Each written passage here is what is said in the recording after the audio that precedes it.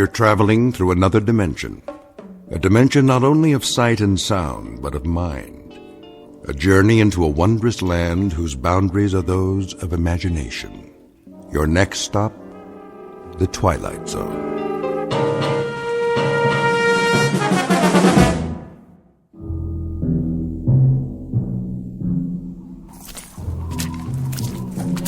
Hey, Perry. Yeah, over here. Find anything? I'm not sure. We better get back to the car. I can't see where I'm going. Whoa, careful. Jeez. Why'd we get sent out here on a night like this? First snowfall of the season? Watch your step or you'll end up with mud all over that nice, clean uniform. I could sure go for some coffee right now. Well, there's a diner over on the road by the edge of the woods. Is it still open? Let's find out as soon as we call in. So, what did you see out there? Hard to say. Tops of some trees have been knocked off. Sure looks like something hit the pond, all right. Something like what? Maybe a plane. No flights in the area, I checked. No, could have been a private aircraft. Possible, I guess. Easy to get off course in this weather. Well, we're not going to find it with the water freezing over. Whatever it is, it's going to stay under that ice till next spring. You think it could have been a meteor? Maybe. Well, we better call in a report. Tell them there's nothing here. Lady who saw it wants to alert the National Guard. That's all we need. This is 1183A. 1183A reporting in. Headquarters, go ahead. We're checking out a report on a UFO supposed to have gone down in the area of Hook's Landing. A what? Unidentified flying object. You serious?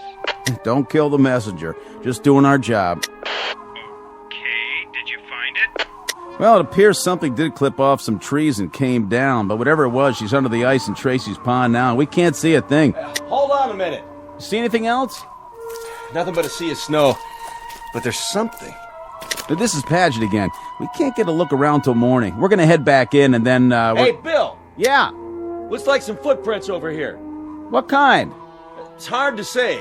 Maybe an animal? Maybe? They lead up out of the pond. What's going on out there? There appears to be some evidence that, Say again? Those have got to be fresh prints with all the new snow. So if something did crash land, I'd say at least one person got out alive. They made it up to the woods and over to the highway. Right. Just swam up out of the ice and then started walking. What are you talking about? We'll have to call you back. Come on, is this a gag? You guys are at the donut shop, right? We may have a situation up here. What kind? I don't know yet. We'll report back in a little bit. All right, Paget. Listen, there's talk about a bridge going out. Enough ice jammed against it to cool the Congo, so as soon as you can, better make sure it's posted and blocked off. Otherwise, you'll really have a situation. Got it. Roger and out. My flashlight's going out. Yeah, it's the cold. Mine's still good. Let's have a look at those prints. See? They came out over here. What did? Well, whatever survived. Something left that pond. Came out here and went that way across the highway. Toward the diner. Makes sense. Cup of hot coffee to take the chill off. Looks like a bus parked in front. Don't suppose it came out of the pond too, do you? These aren't wheel tracks. They're footprints. All right, then. Let's follow them and make sure that's where they lead. Say they do. Then what? Then I guess we go inside and check everybody's green card. And if we don't find any little aliens with 3 eyes, we call it a night. That okay with you? Let's do it.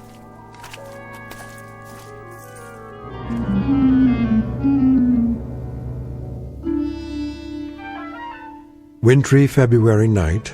Order of events: 2 state troopers take a report from a frightened woman and note the arrival of an unidentified flying object.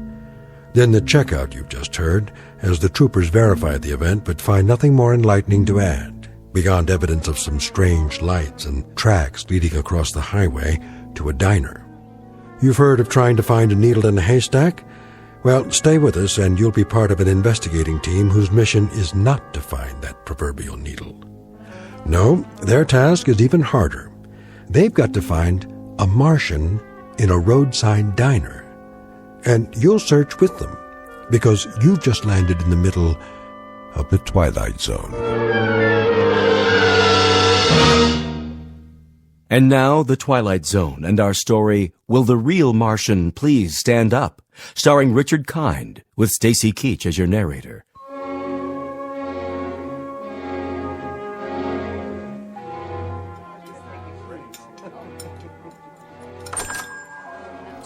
Hello, officers. Evening.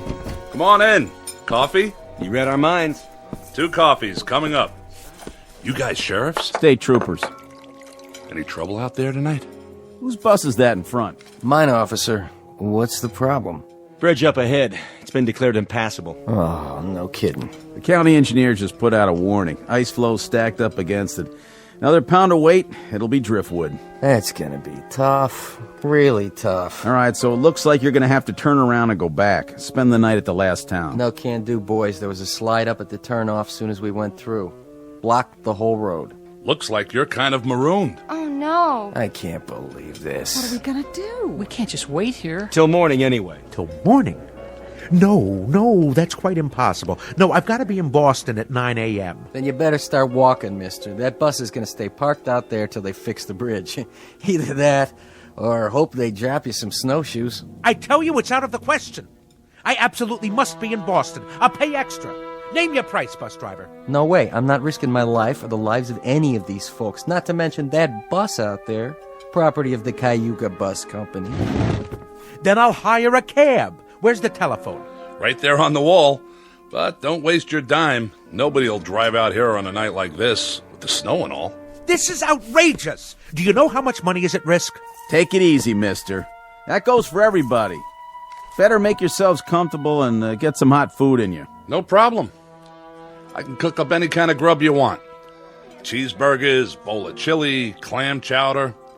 I even got some nice T-bones in the cold case. Anybody for steak and fries? You the owner? That's me. Haley's Diner. And I'm Haley. At least I was last time I looked. There a motel around here? Not for the next 35 miles. How about a boarding house? Anything? Nope. This is it. What are we gonna do, George? Will the bridge be open by the morning? I can't guarantee it. Afraid you'll just have to take your chances. Oh, that's just great. That's really swell. You get comfortable, eat some grub. That's precious little consolation for my meeting in Boston. Calm down. We're all in this together. Why don't you just have a seat like everyone else? Oh, this is quite a bus line you work for. They don't care much about keeping a schedule, do they? I wouldn't be too hard on them, mister. They don't control the snowfall, and the bridges, and the avalanches, and the sides of hills that decide to come down. That's pretty much out of their hands. They try, but sometimes Mother Nature, she just doesn't listen. Need I remind you they nonetheless have a responsibility to their passengers.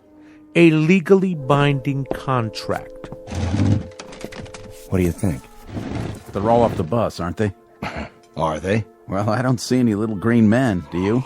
Ready for a refill? Not just yet. Let me ask you a question. Shoot. All these people from the bus? Well, now I guess they are. Where else would they be from? Well, that's what we were wondering. What's the trouble? We didn't say there was any trouble. Maybe not, but you fellas got that look in your eyes. What kind of look is that? Kinda on guard. Checking everybody out. I can see it in your face. So, you're tracking somebody, huh? An escaped fugitive? Nothing like that. Anything I can do to help? We'll let you know. This criminal. What'd he do anyway? Oh, nothing yet. To tell you the truth, we're not sure who we're looking for, or even if he's here. So it is a he? Come on, Perry, finish your coffee. We better get a move on. How many people got off the bus? Take a look. The gang's all here. You saw them come in? Sure did. You there, driver. Yeah, officer? You have a passenger manifest? A passenger manifest? Well, what do you think I got parked out there, a 707? Just answer the question. Mister, that's a 14-year-old bus, and business is lousy. Personally, I think my boss would run rum across the border if there was enough money in it. Me, I wouldn't do that, of course, because it's against the law. Besides, I'd get caught. But for now, we don't ask the passengers any questions. We take their fares, kiss them on the cheek, and help them on and off. We're glad to have them, with or without names. You know how many you had, though? Yes, sir, that I do know. How many? 6, unless one of them fell out a window when we hit a bump. I picked up 6, and I'm supposed to deliver 6. That's what they pay me for. And you don't have any kind of list. In that case, we might have a little bit of a problem. What's that? I count 7, besides Haley and the driver. Me too. So if nobody fell out, somebody must have jumped in. Wait a minute.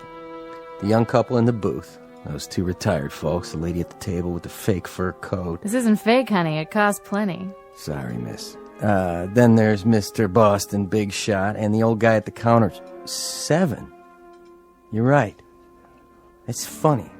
I know I only had 6. Anybody in here before the bus stopped? Nope. I haven't served anybody since 11 this morning. What a day, huh? Then the bus pulls up and these folks get off. You saw that? Yep. I saw them walk in, all together. Where else would they come from? Say, is this a trick question? They did. This place was empty when we came in. Then how do you account for 7 people? Well, that sure beats me. So that means one of them didn't get off. Which one of you people wasn't on the bus? I was. We both were. What's he talking about? We all were. What kind of interrogation is this? It's not an interrogation. Then what would you call it? A police grilling? A lineup? Or are you fishing for something else? Some unspecified crimes? We're simply gathering information. Well, if we're going to be questioned, I insist on the right to consult with a lawyer.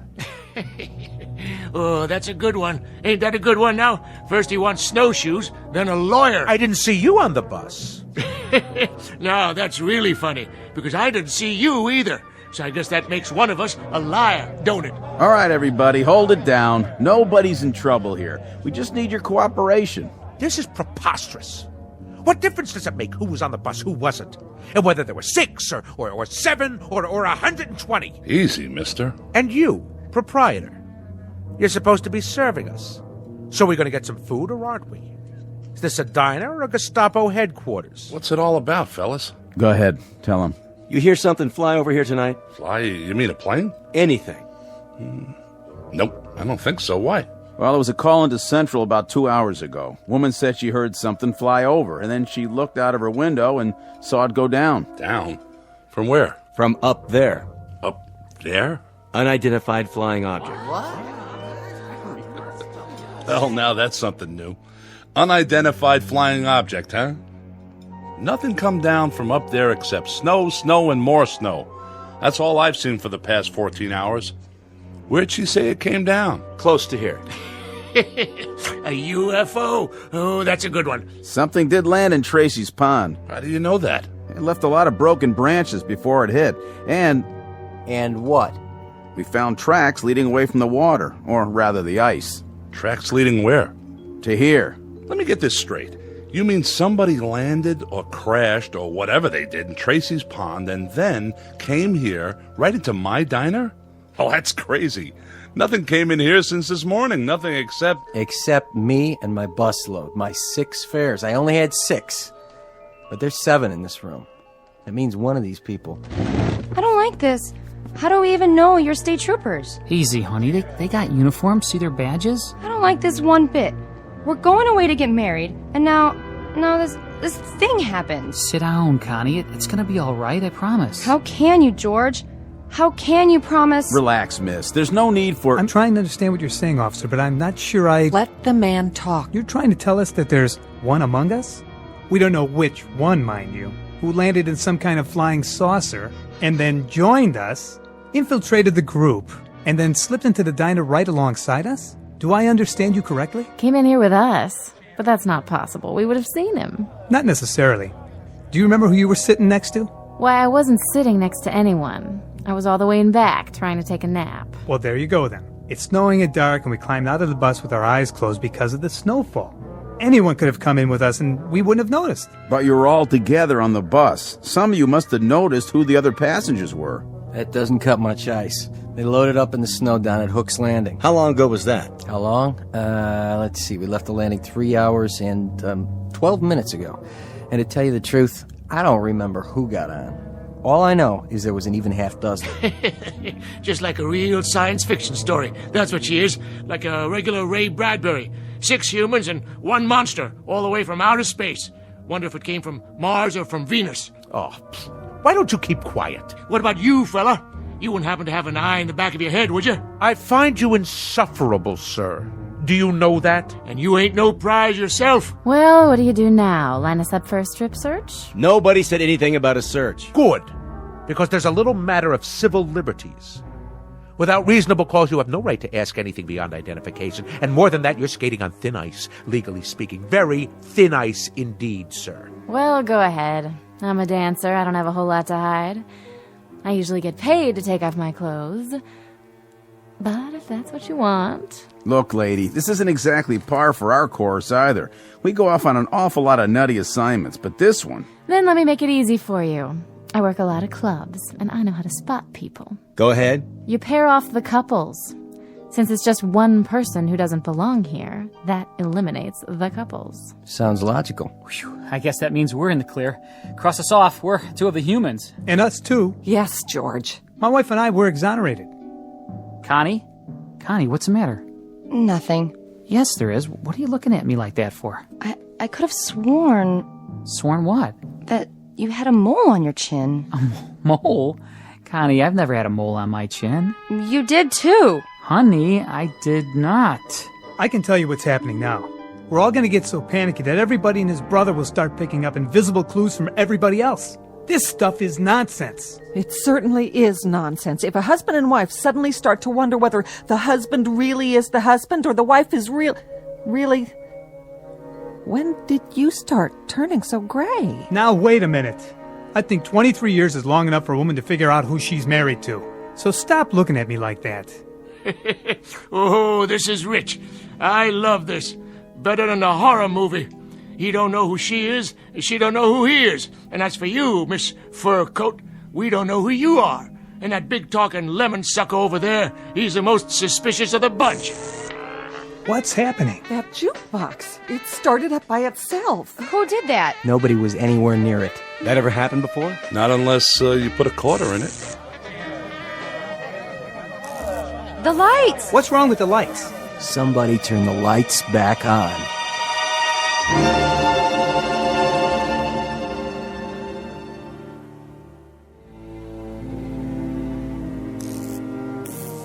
There's your lights again.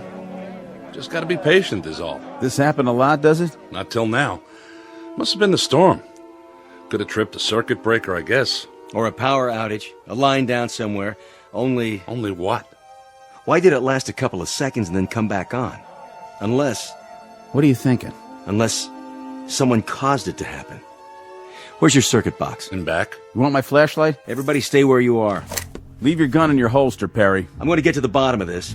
We'll question each one of you one at a time.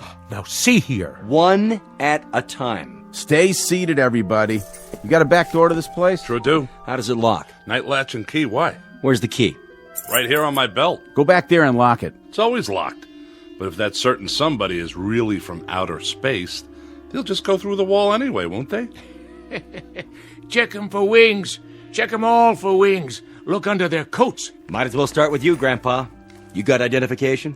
I left it down there by the pond in my spaceship. Who won the National League pennant last year? What is this anyway? Some practical joke?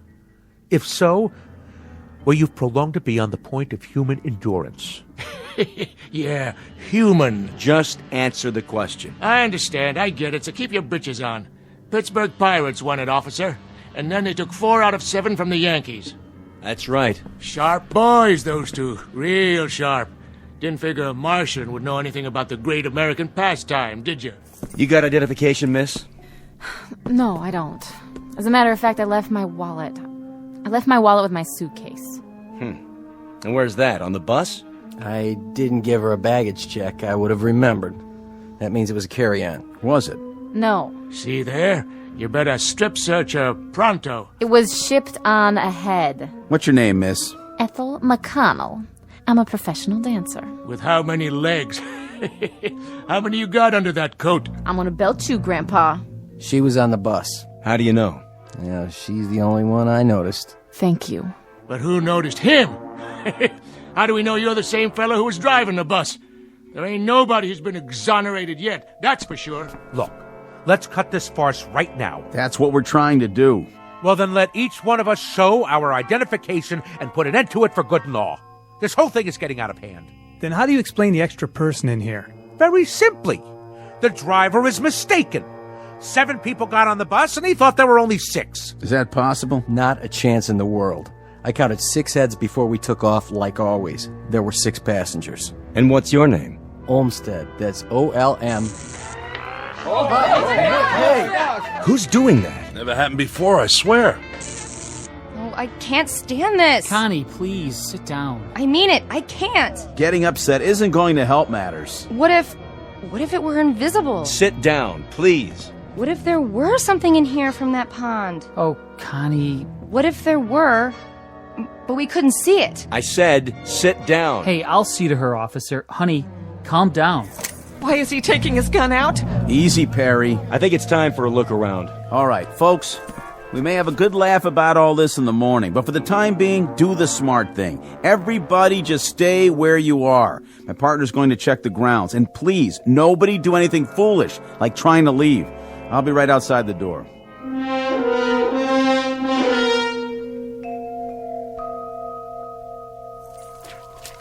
Perry? Here's your flashlight. Back door's locked up tight like he said, and there's no tracks back there. Whatever it was, it came in the front door, just like everybody else. This isn't gonna work. What do you mean? We can't hold them here. We're not holding them. They can't go anywhere in this weather. Meanwhile, we're going to find out what happened. What if nothing happened? What if they're telling the truth? Look, add it up. 6 + 1 is 7. Is that nothing? Somebody could have remembered wrong. What about the tracks? You can't even see them anymore. But we did see them. We both did. Isn't that right? That's right. The question is, what should we do about it? We could have a group of innocent people in there. Well, if we do, we'll find that out too. Hey, give me your flashlight again. What's the matter? What's that?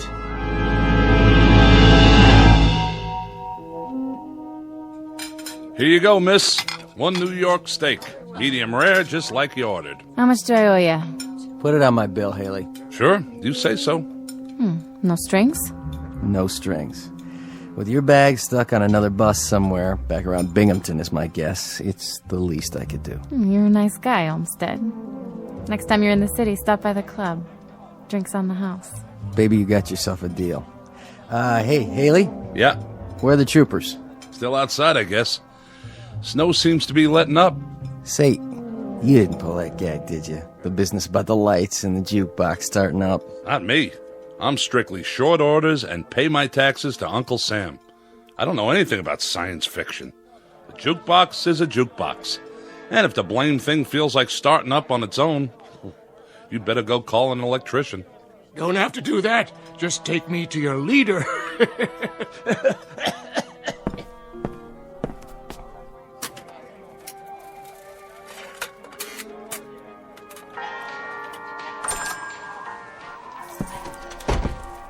Snow's letting up, is it? Quite a bit. You can see the bridge now. And? Well, she seems to be holding up pretty well. I know that bridge. And what's more, I don't trust it. Well, then thank goodness it's not your judgment we have to concern ourselves with. Because if that bridge gets a clean bill of health, you're going to drive the bus across it. Mister, you may be a hotshot in Boston, Mass., but when it comes to bridges and buses, I got seniority. And I tell you, that bridge is so old that... There it goes again. Almost like a strobe light. They keep going on and off like somebody's throwing a switch. We're losing power. I'd say it's the whole area. Or it could just be right here. This is getting weird. Just plain weird. I wish whoever it was would play his cards right now and get it over with. Why don't they do something? What's the point of us all staying cooped up here and... Connie, sit down. I will not sit down. Take your hand off me, George. Oh, my. The young lady suffers from claustrophobia, I suppose. Isn't that just dandy for the rest of us? She's right. If this is some sort of a game, let him come out in the open like a man. That's right. It's because he's afraid. The human race is too tough for him, is that it? Well, I'll take him on. Even at my age. The point is, we're all kids in a closet here. What does that mean? We're all just as much in the dark. Nobody understands what's going on. But it happens to be a fact that if it was some kind of saucer that landed in the pond, and if he did come in here, I think it would be a real healthy idea if we pinpointed that particular somebody and kept him from leaving. That makes sense. I think that girl might have the right idea. Maybe whoever it is invisible. Maybe he's just playing around, cat and mouse. Oh, please. That's utter nonsense. It's as good an explanation as any I've heard. But what if the thing doesn't show itself? Do we just sit around here holding our breaths? We may not have to. You mean you figured out who it is? Not exactly, but we found something in the snow outside that may be a clue. Really? And what is it? An alien spacesuit? No, just this. What is it? They look like scales of some sort. Oh, please, for the love of God. Look, it could just as easily be guitar picks dropped by some itinerant teenager. That's what I thought at first. But it turns out there are a lot of them outside, scattered in the snow. Mostly under the snow by now. They sparkle when they catch the light, like fish scales. Trail leads across the highway, from the pond, straight to here. So this is the first hard evidence we have. I'm sorry to tell you this, but I'm afraid it's true. Someone in this diner is not what they appear to be.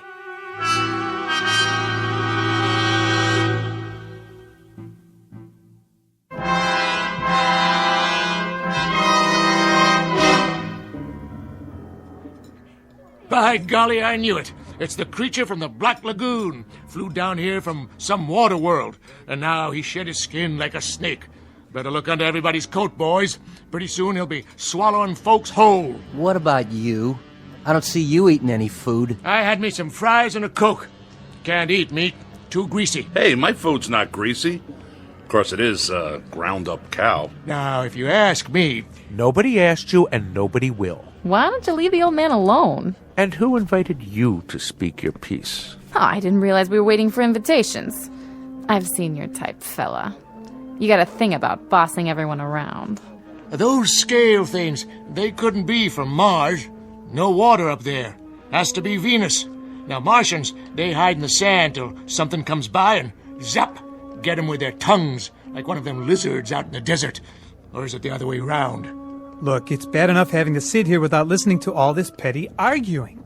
I told you it would come to this, and I was right. Come off that high horse of yours. Everybody sit down, now. We're not playing around here. What was that? The sugar bowls. They all cracked, just like they exploded. Well, now I gotta go and buy new ones. You all right, Miss McConnell? I think so. Now, who'd be calling here this time of night? I told headquarters where we were. I'll take it. Be my guest. Yeah. Yes, sir. It's Perry here. What's that? Mm-hmm. It's definite? Yes, sir. That's fine. Right. Thank you. Well? The bridge is okay. Well, it's about time. Are you sure? County engineers just checked it out. The load of snow just broke away, and, well, with no more snowfall, they say it's safe. Shall we go? Well, if that was a county, I reckon it's okay. I'm gonna take it real slow, though. What about it? We can't hold them. You're making a big mistake, officer. A big mistake. You're letting a monster out. Well, that might be, Pop. That may well be. But I can't hold people on suspicion of being not human. You can move them out anytime. Okay, folks, let's go. You're sure about the bridge, officer? I never liked that sucker. She swings in the wind, and she's not a suspension. You can follow us. We'll take the car across first, just to be sure. You can pay your checks over here, ladies and gentlemen. It's been a real pleasure serving you. Safe trip and Godspeed. You all come back and see us real soon now. Except for one of you, that is.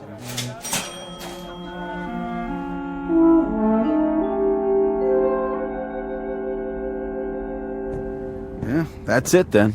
Just like that. What was it all for, anyway? It's just part of the job, to protect and to serve. I sure hope they're going to make it safe and sound. I feel like we should follow them. Well, as soon as they cross the county line, they're out of our jurisdiction. All we can do now is lead them across the bridge and hope for the best. Whatever happens after that, it's out of our hands. Yeah. But I still got that feeling, you know? What feeling? Like I'm waiting for the other shoe to drop.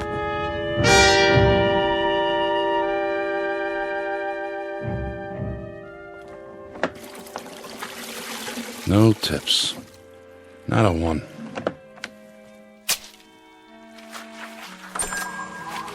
We're closed. I said we're all closed up. Didn't you see the sign? Coffee, please. Black. All right, one coffee. But that's it. Kitchen's shut down. Did you burn yourself? No. I'm all right. But what I mean is, didn't you get on the bus? I saw you with my own eyes. Oh, I did indeed. Yes, I went on the bus. And you know something? The bridge wasn't safe. It collapsed halfway across. State trooper's car, the bus, kerplunk, right in the water. It's a terrible scene. In fact, nobody got out except me. Except you? Except me.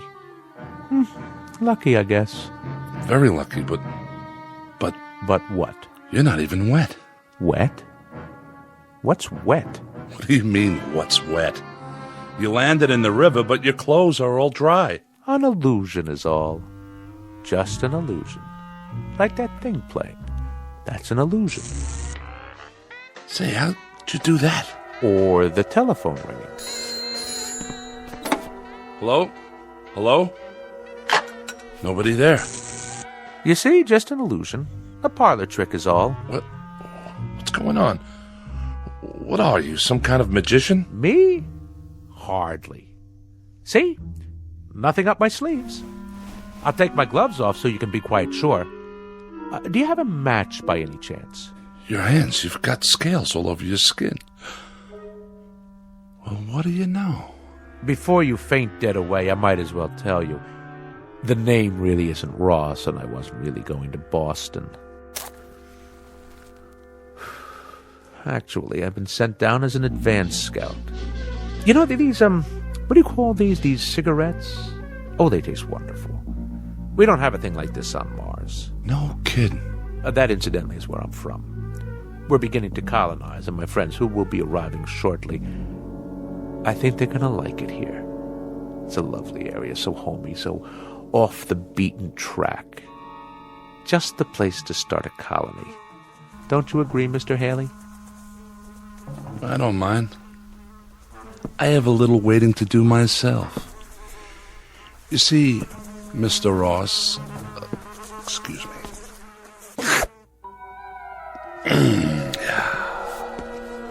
How did you do that? With your tongue? Most remarkable. Must have been 18 inches long. Just a tasty little trick I learned back home. It makes it unnecessary for me to eat the local fauna, which is, let's face it, pretty disgusting. Cows and all that. Anyway, the name isn't Haley, and I agree that this is an exceptional place to colonize. We folks from Venus had the same idea, only we got it several years ago. I think I ought to tell you now that your friends aren't coming. They've been intercepted. There is a colony arriving, but it's from Venus. If you're still alive when they get here, you'll see how much they differ. What do you mean by that? If I'm still alive? Not much silicon-based protein here, and I've always heard about Martians. An intergalactic treat. Supposed to be a real delicacy. Don't look at me like that. You stay away now. I'm just going over to the jukebox. For the time being. I agree about what they call music. It helps to pass the time. Why don't you play some while we wait? All right. If you insist.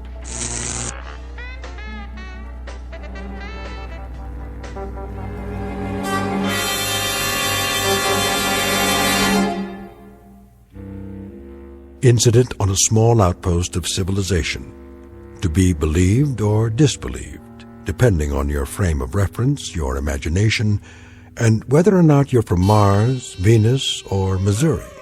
But no matter the degree of your skepticism, if a sour-faced dandy named Ross, who looks like a stocks and bonds salesman, or a big, good-natured counterman who handles a spatula as if he'd been born with one in his mouth, if either one of these two entities walks onto your premises, you'd better hold his hand, scales and all, or watch his words, especially that long, sticky tongue of his. Because the gentleman in question just might try to colonize you, or at least take you with them on a one-way trip into the Twilight Zone. More from the Twilight Zone after this. Hi, this is Carl Amari, producer of the Twilight Zone radio dramas. I'd like to take a moment to tell you about our official website at twilightzoneradio.com, where you'll get the latest news and information on these Twilight Zone radio dramas. Plus, at twilightzoneradio.com, you can digitally download 3 free episodes or any of our episodes for only $1.95 each. In this age of ever-changing technology, we've decided to make these episodes instantly available to you by making the Twilight Zone radio dramas a digital download-only series. This means that this series will no longer be offered on CD. The CD collections at our website are now being offered, while supplies last, at buy one, get one free. So be sure to get your favorites before they're sold out. Be sure to visit us often, and I'll see you in the zone.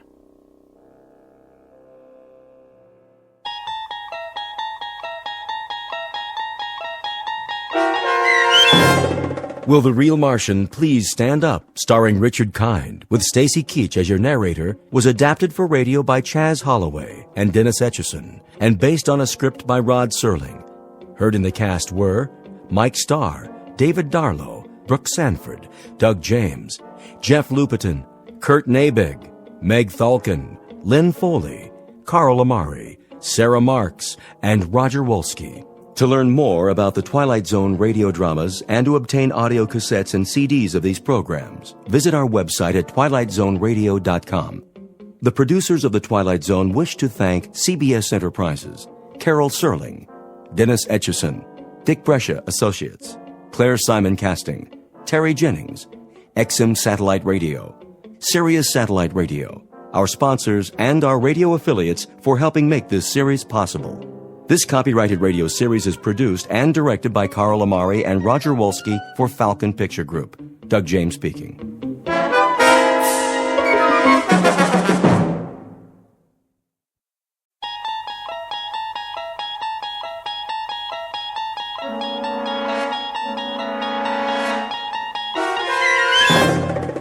You're traveling through another dimension.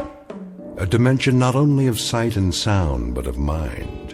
A journey into a wondrous land whose boundaries are those of imagination. Your next stop, the Twilight Zone.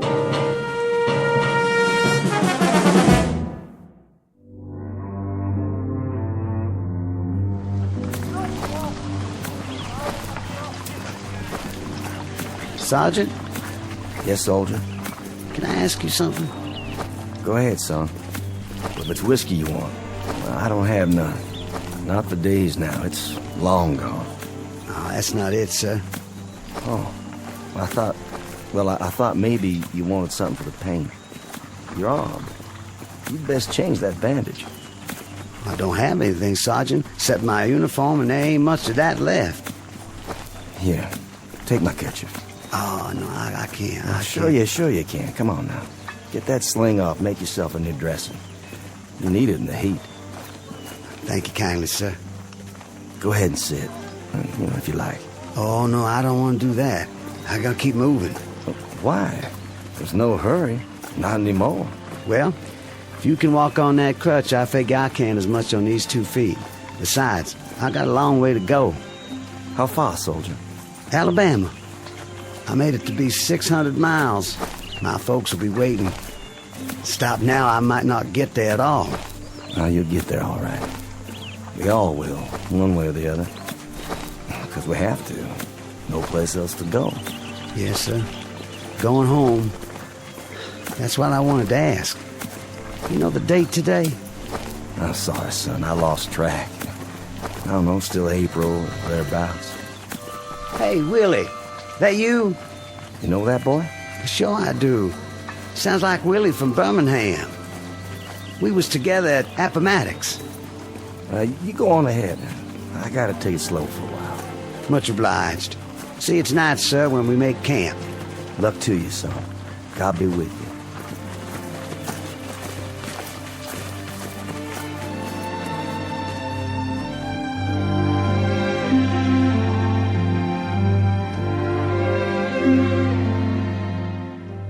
This is the year of our Lord, 1865.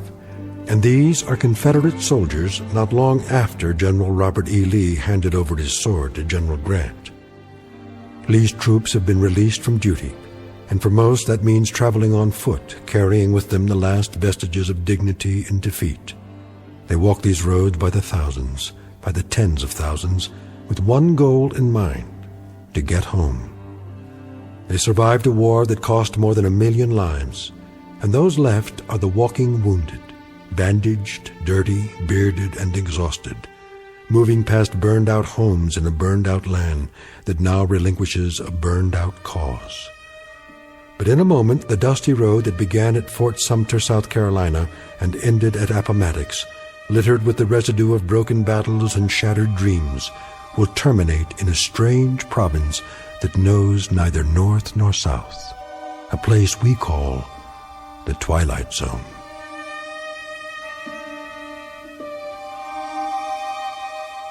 And now, back to the Twilight Zone with The Passers-By, starring Morgan Brittany, with Stacy Keach as your narrator.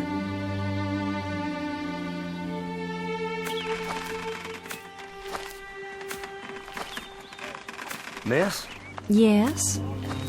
I was wondering, Come closer to the porch so I can see you. mind if I take some of your water, miss? The canteen's run dry. Please. The well's just there. Have all you like. Thank you kindly.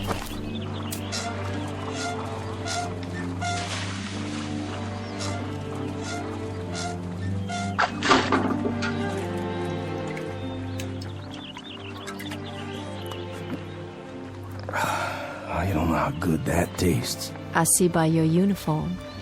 Sergeant, isn't it? I was. Don't know that it matters much now. Beautiful house you have here.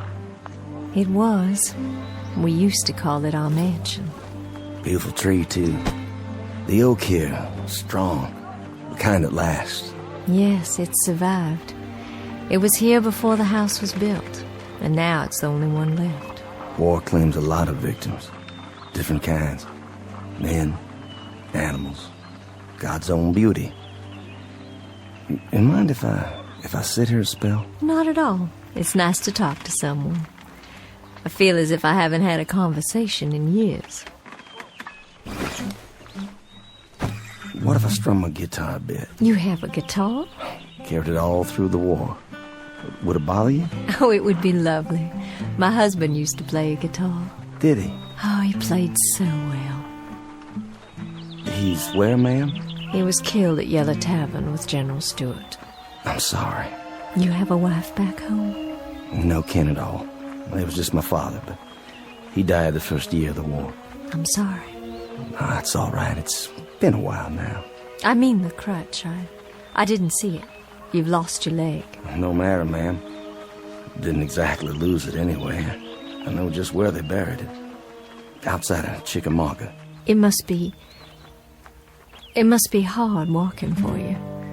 Do you have a long way to go? Why, I guess I do. I kinda lost track. Have you been on the road long? Reckon I have. Since the beginning of time. Leastways, that's the way it seems. I don't quite remember when I wasn't moving down a road someplace. Like all those men passing by day and night. Oh, I got plenty of company. But it's different now. There isn't anything in the world sadder than a defeated army crawling home. And how different it was when they marched off. Brand new gray and gold braid and 1,000 flags. With trumpets and drums. Nothing but trumpets and drums. I thought it sounded so wonderful. I remember. Gonna lick the Yanks in a month. That's what they said. In a month.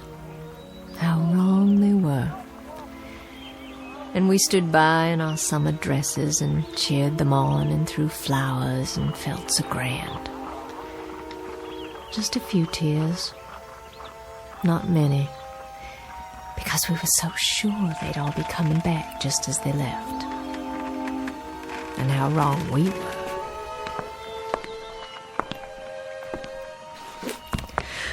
Oh my. Anything wrong? I'm feeling a little dizzy. Ma'am, please sit down. I don't think you're well. It's the fever. But I'm on the mend now. It just left me weak, that's all. Just a little weak. And still they come. Morning and night, night and morning. The young ones and the old ones. And oh, how tired they look. How worn. Are there hundreds of them or thousands of them? More than that. And wouldn't you think that with so many, my Judd? Ma'am? Sergeant, do me a favor. Play your guitar real loud. I mean real loud. Drown me out. I'm so sick to death of hearing my own crying and the sound of footsteps on the road. Please play it loud so I can hear music. Please, Sergeant. My pleasure.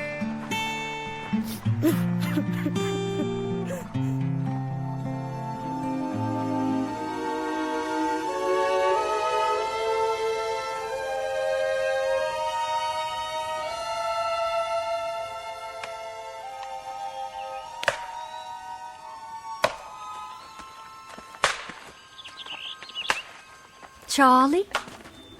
Charlie Constable, is that you?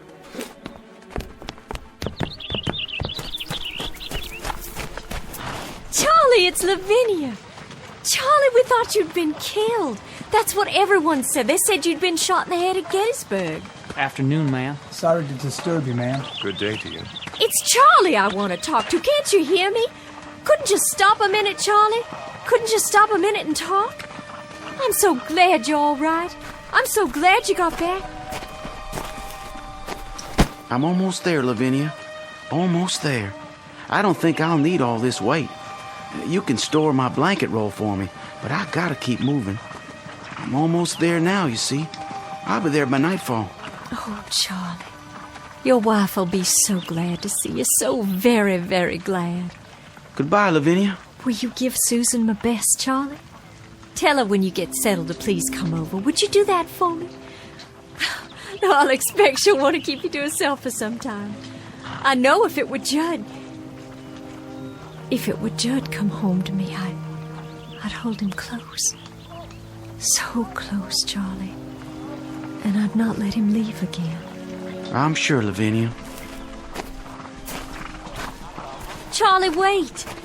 You might need some of your bedroll. The Yanks took most of the blankets. Susan might have use for yours. Well, I'll keep it for you then. Do you hear me? I'll keep it here for you. That was Charlie Constable. Was it? They said he'd been killed at Gettysburg, shot through the head, that's what they said. Oh, but thank God they made a mistake. Thank God he's all right and come home again. What's the matter, ma'am? Why are you looking at your hands like that? There's blood. Where? Why, Charlie's cap. It's tied to its bedroll and there's blood on it. There's blood on Charlie's cap.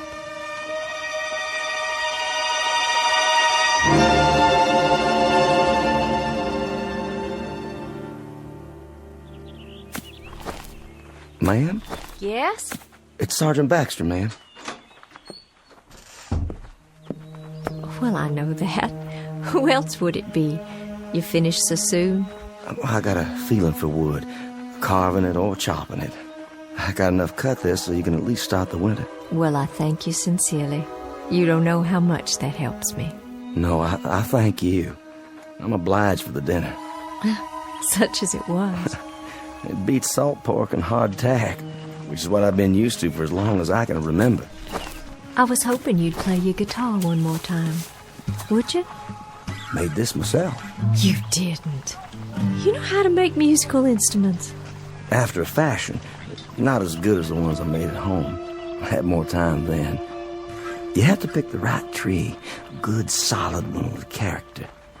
You cut a branch and strip off the bark and take the wood in layers, but carefully, just right. Then you soak it and bend it into the shape you want. And well, there's plenty to it, believe me. And then after it's dry, it has to be planed and glued and whittled till it's perfect. And then comes the tuning.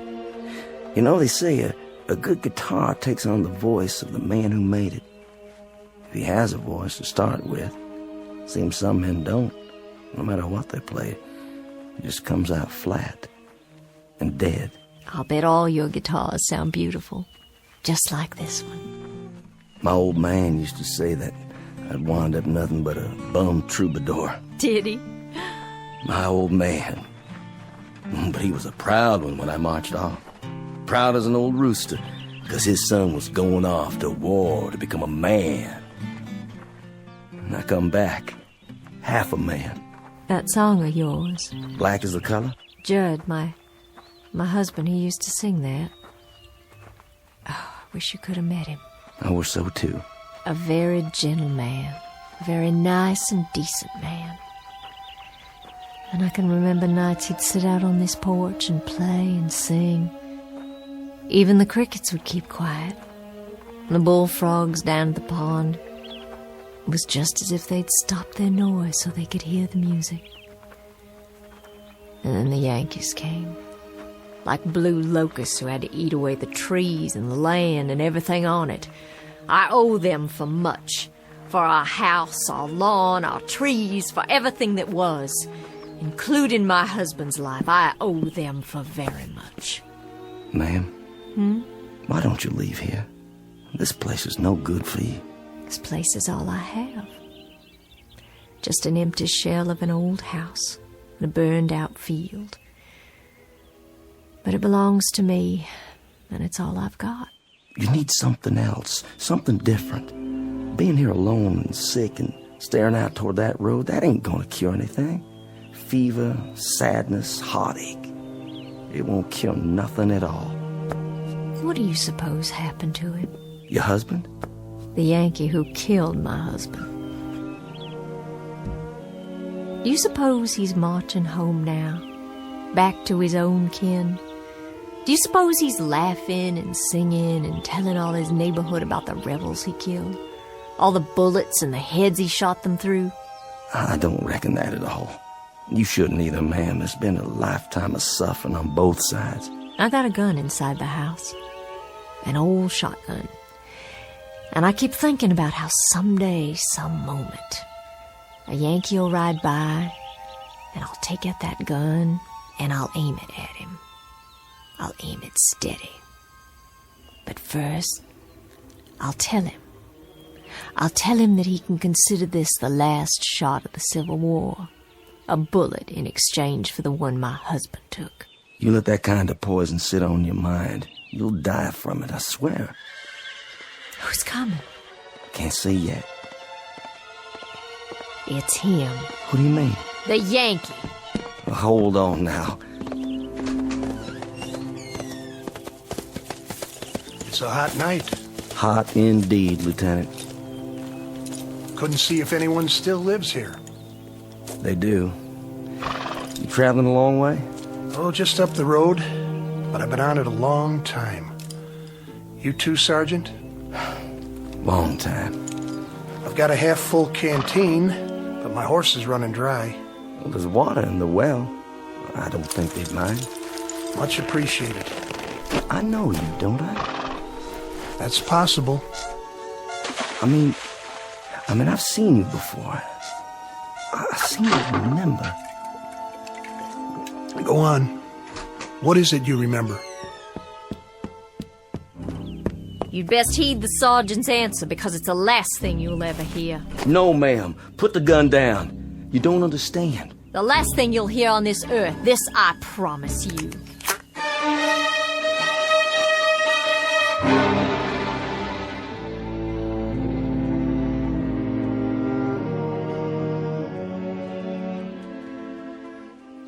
Ma'am, don't shoot him. The lieutenant here tried to save my life. Stand aside. Hear me out first. I was lying on the side of a road. A mini ball had landed amongst us and took off my leg, and I laid there bleeding. And then he come by, a patrol of Yanks, and he propped me up, and he tried to stop the bleeding.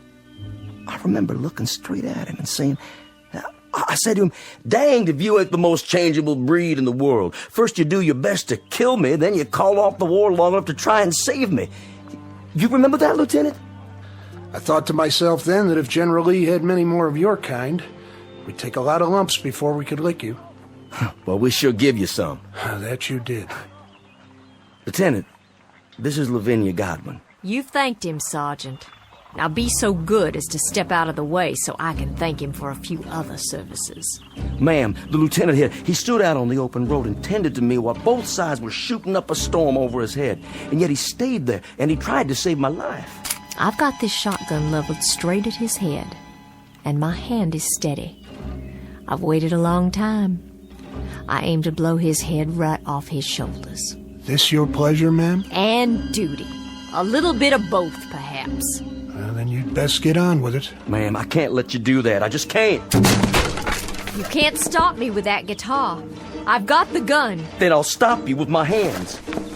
You'd better stand down, Sergeant. I've got my finger on the trigger. And this is for you, Yankee.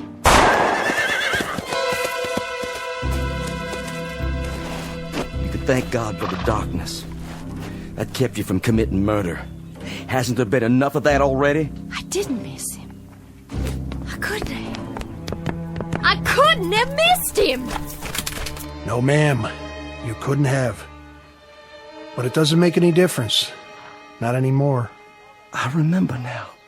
I do remember. They got you that day. They got you in the back while you were kneeling over me. You took a bullet in the back and you fell right over. Yes, I think that's how it happened. I thought you were dead. I remember thinking you were dead. What's going on here? What's going on here? You'll understand. It'll come to you sooner or later. What will? I've got to be moving up the road again. Don't want to ride, do you, Sergeant? She's not the staunchest steed on earth, but she'll carry two. Thank you, but one's enough. As you like. Safe journey, Lieutenant. And to you. I wish you the best, ma'am. I do wish you the best. And this too shall pass. This too shall pass. Wait and see. I'm sorry I hit you, Sergeant. And your guitar, your beautiful guitar, I shouldn't have. I shouldn't have done that. Please, forget it. It's over. Those things he said. What do you suppose he meant? I have an idea, but I think we'll know for sure soon enough. Look. On the ground. What? It's wet. When he climbed on his horse, he was dripping blood.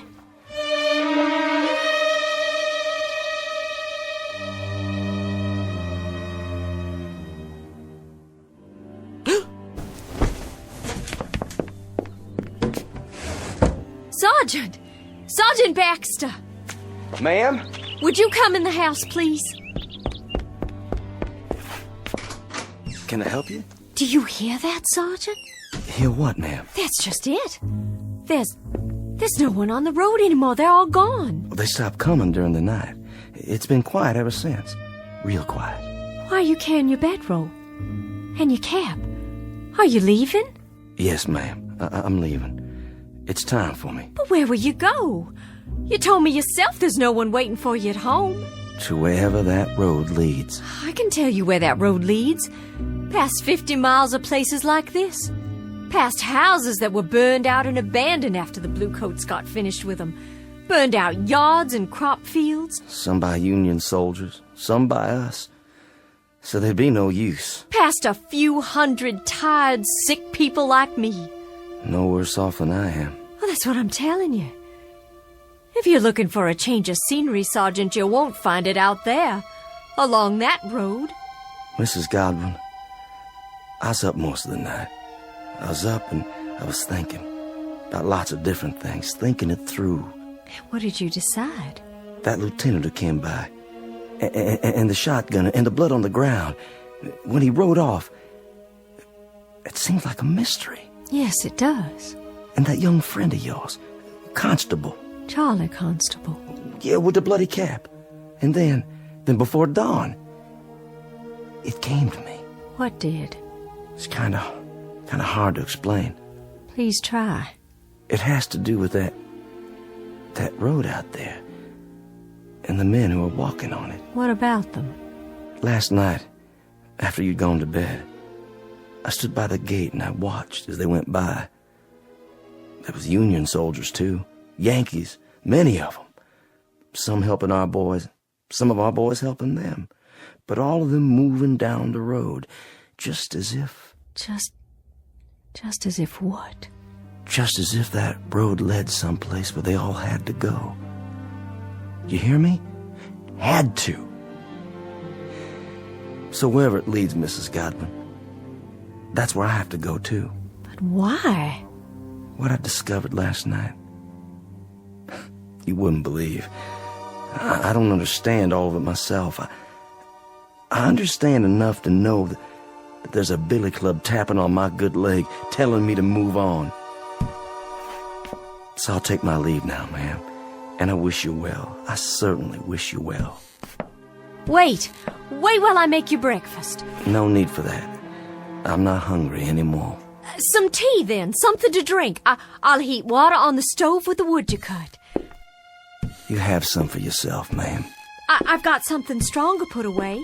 There's a bottle. I know where it is. Not with all the walking I have to do. A hot bath, then, before you go. Surely you'd like to get cleaned up. Thank you, but I'm all right. Sergeant! Why don't you stay on? I need someone around here who can help. I'm just one sick woman alone, and I need someone to help me. I don't think that's a good idea. I'd give you half the place. You could take a wife if you like and live here, and half of it would be yours. There's nothing here that could ever belong to me, ma'am. Nothing at all. Why not? If I say it does. And you know something else? There's nothing here for you either. Nothing but a lot of memories, and there's a prescribed period for mourning. Are you going to wear black for the rest of your days? My memory's a lot longer than yours, Sergeant. My hatreds don't die because somebody signed a slip of paper and turned in their sword. I don't think we need to compete when it comes to memories, Mrs. Godwin. I don't mean that. But as to hatreds, I'll concede that you carry yours for a lot longer than me, so you just stay on here and bide your time between some mourning and some hating. I've got to take a walk up that road, and while I'm doing it, I'm going to forget about all the yesterdays, and I'm going to start thinking about all the tomorrows instead. What do you think is up that road, Sergeant? A future? A new South, perhaps? Another Confederacy born out of the ashes? What do you think you'll find? I don't know. But I think every man has to find his own end of the road. It's whatever he wants for himself. And every woman, too. What's that? Sounds like my guitar. But it can't be. It's broken.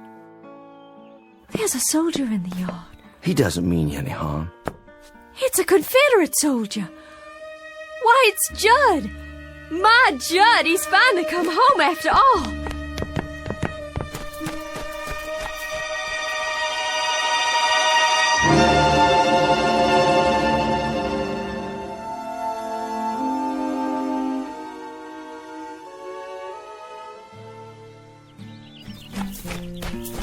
Oh, Judd, it is you.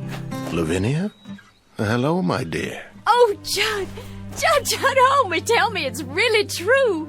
And how fares my darling wife? Oh, I've been ill, Judd, very ill. Oh, no. But I'll be well again. I'll be well again because you've come home. Because you're alive and by some miracle you've come home to me. It was home, Lavinia. Look around you. It isn't any longer. It's all the hope we've got, Judd. How do you do, Mr. Godwin? Sergeant? I stopped for some water. The old well. It's still good? I'll be moving on now. The sergeant. He's been telling me there's a pot of gold at the end of that road. Has he? And I told him, Judd, and now I have to tell you, I understand. Understand what? There's nothing at the end of that road except more road. And more places like this. But we can rebuild it all. We can paint it and plow up the fields. We can buy seed and we can... Lavinia. Judd, what is it? Sergeant? Yes, sir? Do you know? I think I do, yes. It's easier that way. I'm not sure, but I think I do. Goodbye, Mrs. Godwin. Goodbye, Sergeant. I'll no doubt be seeing you farther on. What does he mean? It's time now, Lavinia. Time? We've got to go. Judd, there's no place to go. This is just a stop along the route, Lavinia. A stop? This is home. Home is somewhere else. And you're saying we have to leave? Yes, Lavinia. We have to leave. Oh, you brought your guitar. I'm glad. This isn't mine. It's that sergeant's. But... See? You remember this guitar, Lavinia. It was all broken, wasn't it? And now it's all in one piece again. Why? Why, yes, it was. How did you know? It was broken, but now it's been put together. And it can be played again, and music can come from it. It's sort of like a human being, Lavinia. A bullet comes along, or a cannonball, or a fever, and it breaks our bodies and throws them aside, and they're no use to us anymore. But then something else comes. What are you saying? With that comes a second chance. Judd, are we? Yes, dearest. My death came at Yellow Tavern with a bullet. Yours came here with the fever. No. Then you mean all those men? All those men are heading to the end of the road, to whatever it is that each of them yearns for. Yearns? To a place or moment that is their heart's desire, theirs and theirs alone. Are you ready? I'm alive, Judd. I have to be. I can feel it. I'm alive. And I don't want to leave here. I'm not ready. I don't want to leave here because if I do, that means I'll have given up. There's nothing to give up anymore, Lavinia. There's nothing at all. Yes, there is. There's the house and the field and the crops we planted that we'll plant again. And the trees and the leaves that rustle when there's a breeze all night long. And the livestock to replace. And sometime one day, the child will have, you and me. And he'll grow strong and healthy, and he'll help you tend the fields, and then he'll move on to a life of his own. His life and his children, our grandchildren, and we'll grow old together on the piece of land that's our own. And in that way, life goes on. Oh, there's so much life still left, so much living still in me, I can't give it up. Don't you feel it? If you don't, I have enough for both of us. It's all I ever wanted, to be here with you. I'll see you later on, then, when you've made your peace. I'll wait for you, just as you waited for me. Oh, Judd, please. Please don't leave me. I'm not leaving you, my darling. I told you, I'll meet you at the end of the road, unless... Then you'll come back? You will. You'll find out what I already know. There isn't anything at the end of the road. There isn't anything at all you can't see right here. You'll come back, Judd. I know you will. That's as it may be, but I'll be waiting for you. Judd, please come back. Please come back to me. Go after him, my dear. Who are you? Just a fellow traveler. You must be tired. And hot in that black suit and that tall hat. Odd, isn't it? Passing strange how it doesn't seem to bother me now. I have some water if you like. That would be a most extraordinary kindness. Over here. There's a well. The water's cool and sweet. Here. Drink your fill.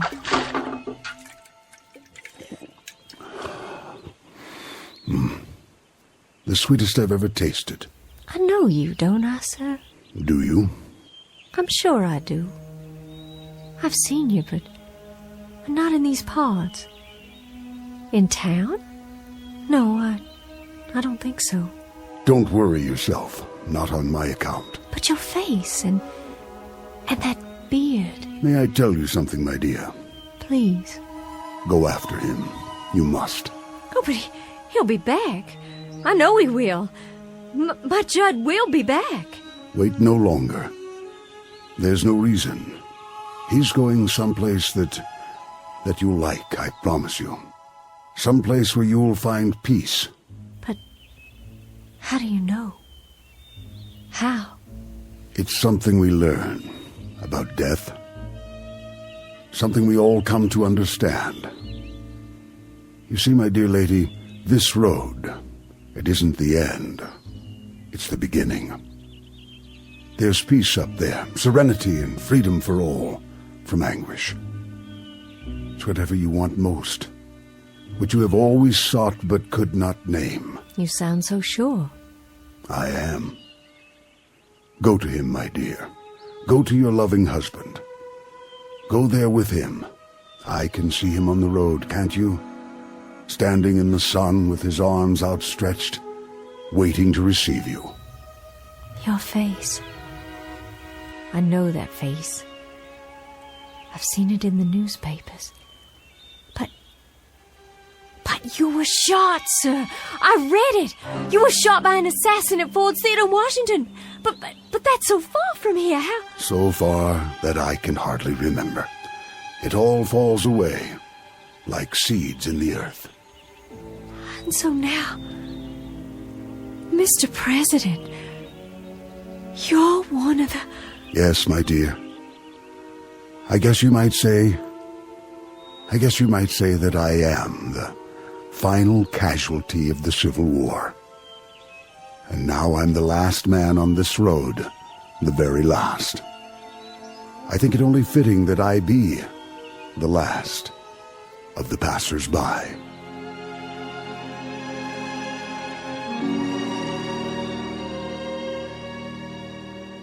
Judd? Is that you? Lavinia. It is. I see you. Wait, Judd, I'm coming. I'm coming now.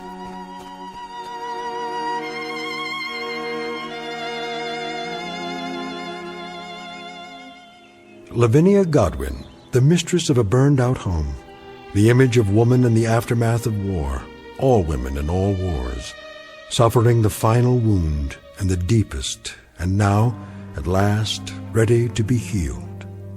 Incident on a dirt road during the month of April 1865. And as we've already pointed out, it's a road that won't be found on any map, but it's only one of many that lead into and out of the Twilight Zone.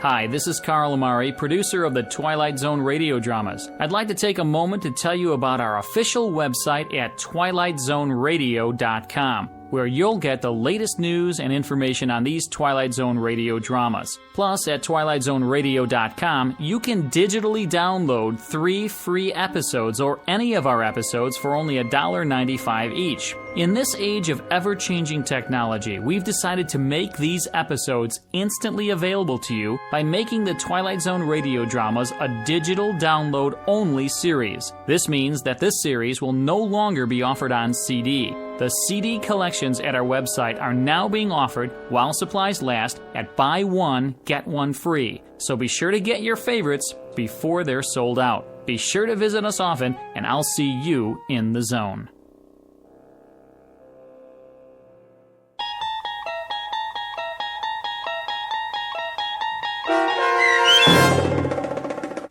The Passers-By, starring Morgan Brittany with Stacy Keach as your narrator, was adapted for radio by Dennis Etchison and based on a script by Rod Serling. Heard in the cast were Doug James, Jeff Lupetin, Turk Muller, Roderick Peoples, Norm Woodell, Carl Amari, Roger Wolski, Paul Patch, Don Longo, and Lynn Foley. To learn more about the Twilight Zone radio dramas and to obtain audio cassettes and CDs of these programs, visit our website at twilightzoneradio.com. This copyrighted radio series is produced and directed by Carl Amari and Roger Wolski for Falcon Picture Group. Doug James speaking.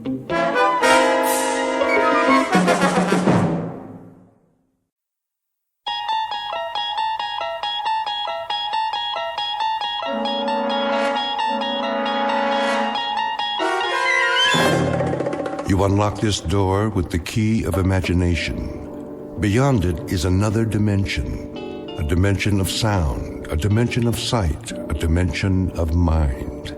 You're moving into a land of both shadow and substance, of things and ideas. You've just crossed over into the Twilight Zone.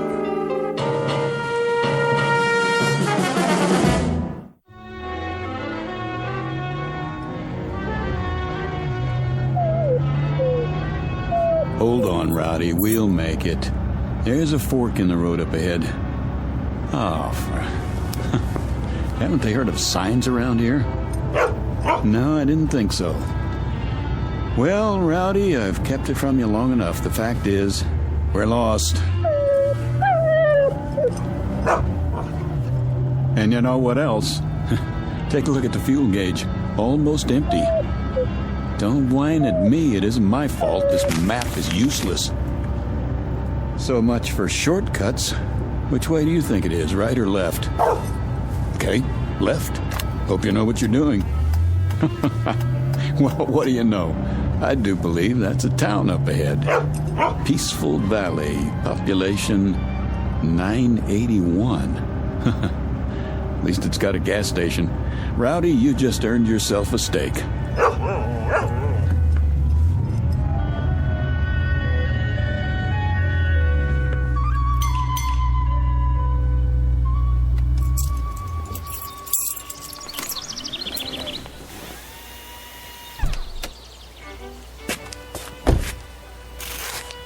Hey, anybody here?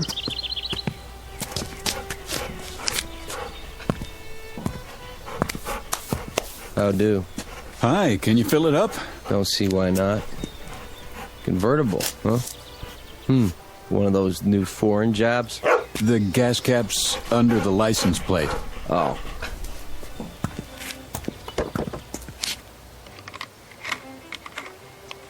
I'll check the oil and water. Sure enough.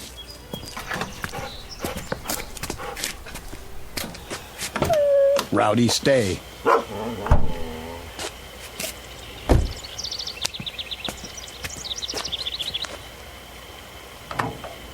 Pretty empty, huh? She's running on fumes. How'd you let that happen? Oh, I listened to a friend. Told me I could cut 4 hours off the trip if I took the back road. No traffic, nice scenery. If I'd gone the way I know, I'd be in Albuquerque already. Ah, you mean you're lost? That's what I mean. Think you could point me toward a highway? A great big highway with signs? Just go back to the fork and take the other road to Braden. That's about 80 miles. When you get there, ask somebody for a map. I'm fresh out. Shouldn't have any trouble, though. I shouldn't, but I always do. Here, take it out of this. Sure thing. Nice little town you've got here. What's it called? Peaceful Valley. Well, it isn't exactly a valley, but it looks peaceful enough. Where's the nearest restaurant? Down the street. It's closed, though. You'd be better off in Braden. Yeah, but I'm hungry, and so's my dog. I promised him a steak. Sorry, we don't have many visitors here. I can see why. I'll get your change.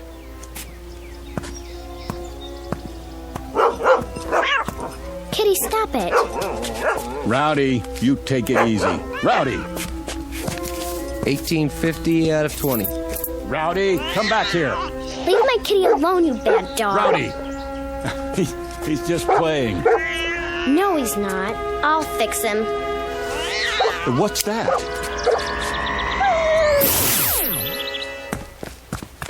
Rowdy? Hey, where is he? What did you do to my dog? What dog, mister?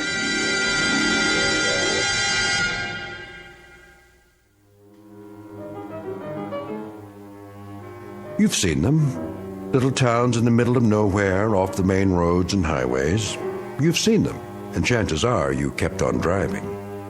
But have you ever wondered about them? Who lives in these towns? Who are they?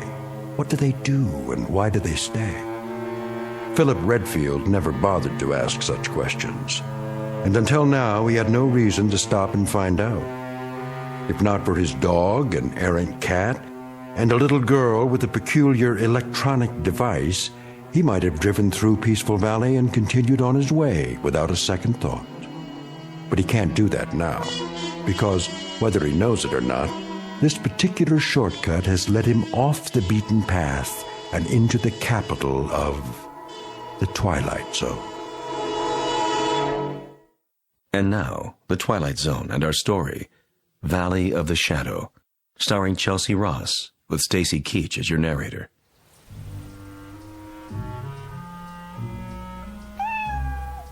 Come on, Kitty. Let's go in the house. No, little girl, wait. Huh? What did you do to my dog? Nothing. Oh, yes, you did. Look, I was standing right over there. I saw you. You leave me alone. Not until you tell me what you did to my dog. What in the... Rowdy, here! Here, boy! Rowdy, where are you? Hey, fella, you scared my little girl. That makes us even. Your little girl scared me. What do you mean by that? Just what I said. I don't know how she did it, but she made my dog disappear. What? She pointed something at him about the size of a remote control. She took it out of her pocket, and he vanished into thin air. Are you feeling all right? No, I never feel all right when I see a miracle happen. It raises my blood pressure. Easy now, mister. What kind of dog is he? A golden retriever. Let's look around the yard. He's bound to be here somewhere. What's his name? Rowdy. Here, Rowdy. Here, dog. Look, this isn't doing us any good. I told you. You try over the hedge. I'll go around back. Don't worry. We'll find him. He couldn't just disappear. That's what I'm trying to tell you he did. Here, Rowdy. Rowdy? Rowdy! Here he is. Wait, there you are, boy. Good dog. Where were you? In the back. I guess he must have found another cat to chase. Yeah, I guess so. Yeah, I'm sorry I popped off at you. I could have sworn. It's all right. The way Sissy disappears sometimes? Well, I know how you must have felt. How you doing, boy? Sissy's your daughter? Yep. What was that thing she had, anyway? What thing? In her hand, some sort of electronic device. Now, I know I didn't imagine that. Oh, it must have been her transistor radio. Yeah. Well, I'm sorry I bothered you. Come on, boy.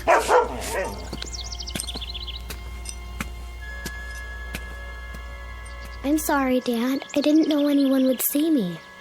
It's all right, Sissy. It'll be taken care of.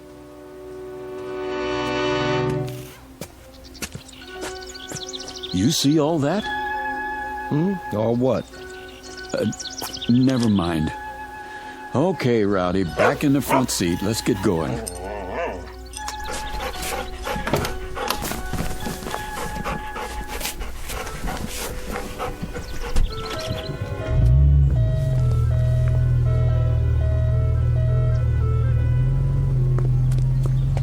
Hey, Braden's the other way.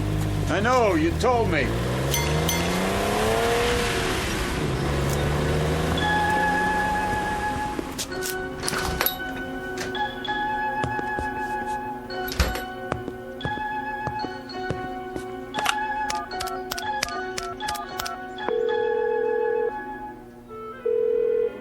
Evans.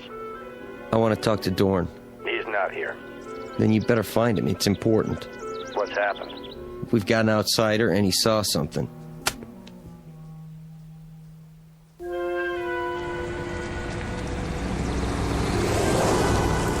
There's the restaurant. The sign in the window says, closed, all right.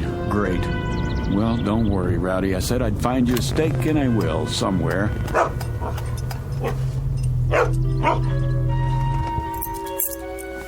Wait here. I'm hooking your leash to the steering wheel.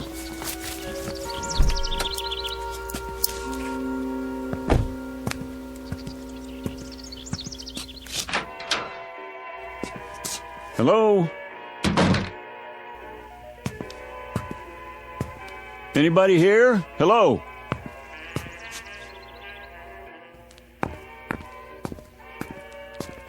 I'm sorry. I didn't hear you come in. Hi. Is the hotel open? Open? Oh, yes. But we don't have any vacancies. No? Why is that? Well, the rooms are all taken. But all the keys are still hanging on the wall. Everybody's out. Is that right? Well, the fact is, I don't want a room. I just wanted a restaurant. Maybe you could make a suggestion. I'm afraid it's closed. You mean there's only one restaurant in Peaceful Valley? Yes, sir. Then where do you eat? At home. And what about your guests? They do eat, don't they? If you'll excuse me, I have some work to do. Just a second, miss. Look, my name's Philip Redfield. I'm a newspaper reporter, and if I sound nosy, I guess that's because it's part of my job. Oh, I see. You don't mind, do you? No. Good. Then just answer one question for me. Look, ever since I pulled into town, people have been trying to get rid of me. They have? At least that's the feeling I get. I was just wondering why. Well, we don't get many outsiders. So I've heard. Enough to fill the hotel, though. I really have to go. I think you should too, Mr. Redfield. All right, I get the hint. Oh, miss. Yes? Mind if I take one of your newspapers? What? Oh, not at all. Please. Hey, you better get your subscription renewed. This paper's 9 years old.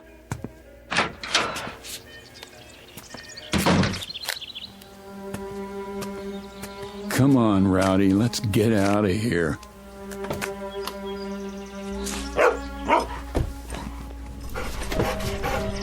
So long, Peaceful Valley. Thanks for the memories. You tell him, boy, nothing here for us. Just let me turn around. A few minutes from now, we'll be back in the real world. Oh, it's a good thing they don't fix this road. Might make people want to come here. There's the fork. Don't see any stop sign. Do you, Rowdy? Nope, me neither. Well, let's punch it.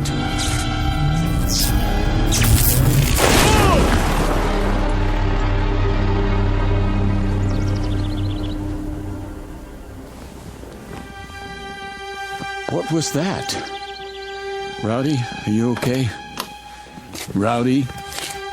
Rowdy? Rowdy?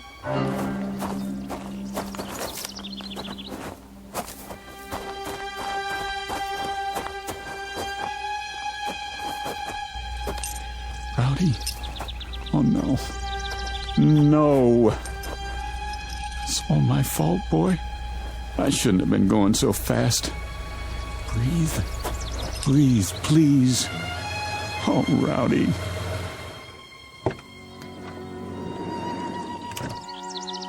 Rowdy. Had an accident, did you? No, an accident had me. I had to top down. He was thrown out of the front seat. There's no heartbeat. Let me check. Nope. I don't believe it. He's dead. Front end's pretty smashed up. Radiator shot, too. Doesn't make sense. The road was clear. There wasn't another car for miles. Maybe it was a rock. There are no rocks around here. Can't be too sure. Yeah, must have been. Rain washes some big ones into the road every now and then. If there were, it would still be here. Could have knocked it off the road. Come along, Mr. Redfield. Come where? We'd better get you to a doctor. What about my dog? You have nothing to worry about. Can you walk okay? Here, lean on me. Wait a minute. I don't think I want to go back into town. Not your town, anyway. You need to be examined. I'm all right, I tell you. You don't know that. Could be internal injuries.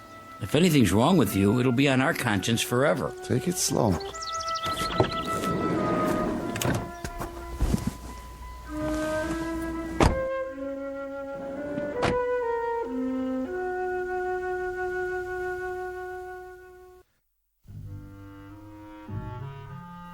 In here, Mr. Redfield.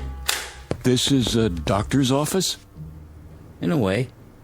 Thank you, gentlemen. You can leave now. If you're not a doctor, what are you? My name's Dorn. You might say I'm the mayor. And these are my associates. Mr. Evans on my right and Mr. Connolly. Hello. How do you do? And how do you feel, Mr. Redfield? Terrible. Oh, I'm sorry to hear that. Would it help you to learn that your dog is well? He's dead. Oh, no, not at all. Merely stunned. I assure you, he's quite happy. How do you know? Mr. Swanson called in. That's the man who helped your dog. He thought you'd be pleased. I am, if that's true. You have a suspicious nature, don't you? I thought I was supposed to see a doctor. Oh, of course. But you don't really need one, do you? If you did, we'd have one here in no time, believe me. Then why am I here? Just to bring us all up to speed, in a manner of speaking. Please, sit down. We'll try not to detain you too long. After all, you can't go anywhere in a wrecked car now, can you? You've got that right. We'd like to ask you a few questions, if we may. Don't worry, only a few. Mr. Evans, perhaps you'd care to begin. Mr. Redfield, it's been reported that you saw something, a miracle, I believe you called it, across from the gasoline station. Would you please tell us about this miracle? Sure. My dog ran after a cat. What were the details? That's it. You're quite certain? Nothing more? Yes, I'm certain. Mr. Connolly, your question. I was simply wondering, Mr. Redfield, why you told the girl at the hotel that people were trying to get rid of you. What is this, a quiz show? Look, I've got a wrecked car, and I'm already a day late for work. I assure you, it's being taken care of. Just a few more questions, if you please. I think you mentioned that you're a newspaper reporter. So? A noble calling, but limited. I suppose you have a novel in the planning stages? Who told you that? No one. It's a fact, though, that most reporters aspire to be novelists. I wouldn't know. Are you married? No. Engaged? No. Listen. So you came to Peaceful Valley by mistake? No one knows you're here? Oh, they will. A lot of people are going to know I was here, Mr. Dorn. Oh, dear. What's the story on this place, anyway? Rowdy didn't just run after a cat, and I didn't crash into a rock that wasn't there. What did happen? Come back in an hour, Mr. Redfield. Perhaps then you'll have the answers you seek. I'd like to speak with my associates first. Where can I find a phone? There's one at the hotel. 1 hour, then, Mr. Dorn.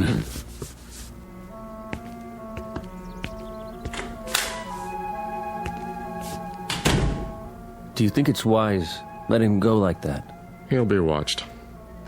Well, gentlemen, it's happened. It had to, eventually. No, it didn't have to. And it wouldn't have if we'd kept our wits about us. But we didn't. We were complacent, so infernally sure of ourselves. Dorn. It's true, Mr. Evans. Would you explain the point of keeping the hotel open and the restaurant closed?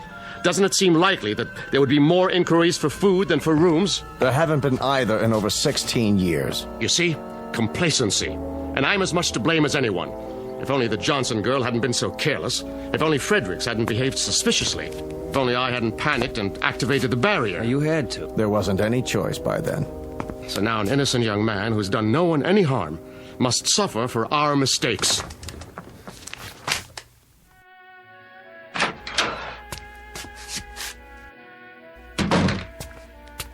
Mr. Redfield. I was told there's a telephone here. Well, yes, but... Where is it? I keep it under the counter. Uh-huh. A real antique, huh? Figures. How do you get the long-distance operator? Just ask for her, but... Hello? Hello? Yes, I'd like to call Albuquerque. Chapel 77205, station to station. That's quite a mare you've got there. Makes a person feel really welcome. You've spoken with Dorn. Yeah? All right. Keep trying. My name's Redfield. Well, I see they haven't come back. Pardon? Your guests? All the keys are still here. Oh. Because there aren't any guests, isn't that right? You should have left when you had the chance, Mr. Redfield. I tried to, believe me. But I smashed my car up on a rock that's invisible. Now, how could that be, do you suppose? I don't know. Do you have a name, or is that a secret, too? It's Ellen. Ellen Marshall. All right now, Ellen. I want you to let me know when my call comes in. It's very important. Will you do that? Yes. Where will you be? Well, I'm going to check on my car, and then I'll be in the mayor's office. Still starving to death, probably.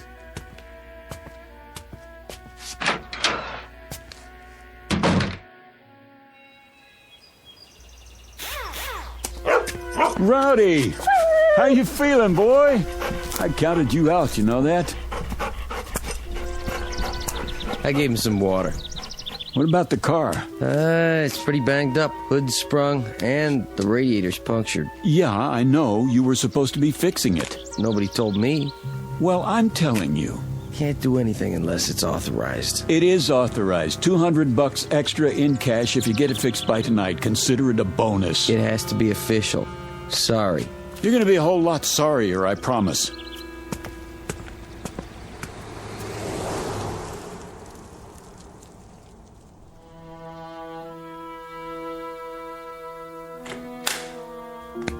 Mr. Redfield, come in. I thought you said my car was going to be repaired. Sit down, please. I don't want to sit down. I want to know why nothing has been done to my car. Why is it just sitting out there? Primarily, Mr. Redfield, because you won't be needing it anymore. No? And why not? Because you are never going to leave Peaceful Valley. Is that supposed to be a threat? You see, Mr. Redfield. Now, the situation is rather complicated. While we hold no brief against you personally... Wait, I think I've got it figured out. Oh? Peaceful Valley is an insane asylum, and you're the head lunatics. I'm never going to leave. Who's going to stop me? We are, if necessary. There's nothing you can do, Mr. Redfield. We'll see about that. Don't do anything foolish. Please listen to Mr. Evans. Tell him to get his hands off me. Come with us. I said don't touch me. Mr. Redfield, be reasonable. You be reasonable. As far as I know, kidnapping is still a crime in this state. Gentlemen, I implore you. This violence must stop now. Oh, you've got one of those too, huh? What are you going to do, make me disappear? Don't you There.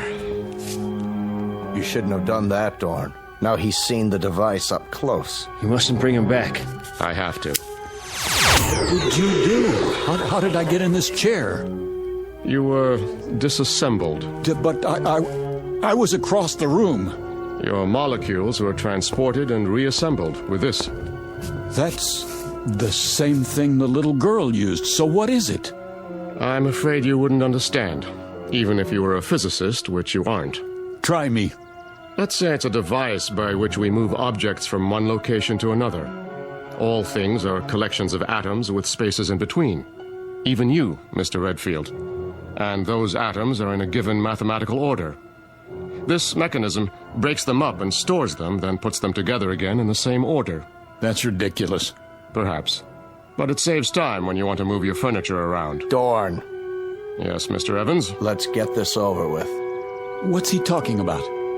You smelled a story in this town, Mr. Redfield. And you were right. You turned off onto the road to Peaceful Valley. You saw certain things that defied logic. You became curious. So we had to stop you. And now, I'm sorry to say, we must do worse. Because you have stumbled upon the best-kept secret in the world. What secret? Our gift. Dorn. Relax, gentlemen. It will do no harm to tell him now. Our gift, Mr. Redfield, bestowed on the people of this village. 104 years ago, a man came to Peaceful Valley. From what land or even what planet, no one knows. Oh, come on. He was a brilliant scientist, but he was also wise, as you shall see. From his brain came equations the likes of which no one has seen or dreamed of. No one on this planet, at any rate. What kind of equations? Of course, I can't tell you what they were, but you're aware, I trust, that the basis of this complicated process we call life is energy. It is a powerful, mysterious force. If enough of it were to strike a single square inch of Earth, it could run all the machines in the world. It could perform miracles. And you expect me to believe in this magic? No magic. The scientists' equations unlocked the force, Mr. Redfield. And from them has come the greatest power for good or for evil that the universe has ever known. Where do you come in? He decided to entrust his secret, the equations and the machines he'd built, to 3 men. He instructed them to give the people of Peaceful Valley the benefits of this power, but under no circumstances to reveal the secret to the outside world. It was to be kept here until humanity learns the ways of peace. And that is your story, Mr. Redfield. So you can see why we cannot allow you to leave. Our law is very clear. It says, let him who discovers the secret be eliminated. There is more at stake here than your life, much more. And now it's time to finish it. What are you doing? Come with us. Get away from me! Don't make it hard on yourself. Come, Mr. Redfield, we can't do it here. I promise you it won't hurt a bit. No! Wait! Wait!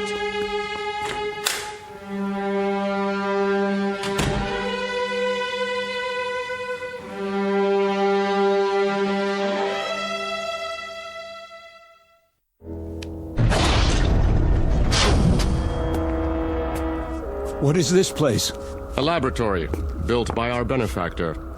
There's the original of the dissimulator, somewhat larger than the one we used on you upstairs. And this is a second-generation model. The same principle, with one important difference. It works in what we call the time dimension. No end of uses for it. For example, please step over here, Mr. Redfield. And don't be afraid. Mr. Connolly? Yes? Hand me that letter opener on the desk. Now, let's say that your automobile accident had been more serious. If you had been injured, if some metal had penetrated your flesh, like this. You stabbed me. Precisely. But don't worry. As soon as I direct the time ray at your wound, you will be restored to a moment before the letter opener entered your chest.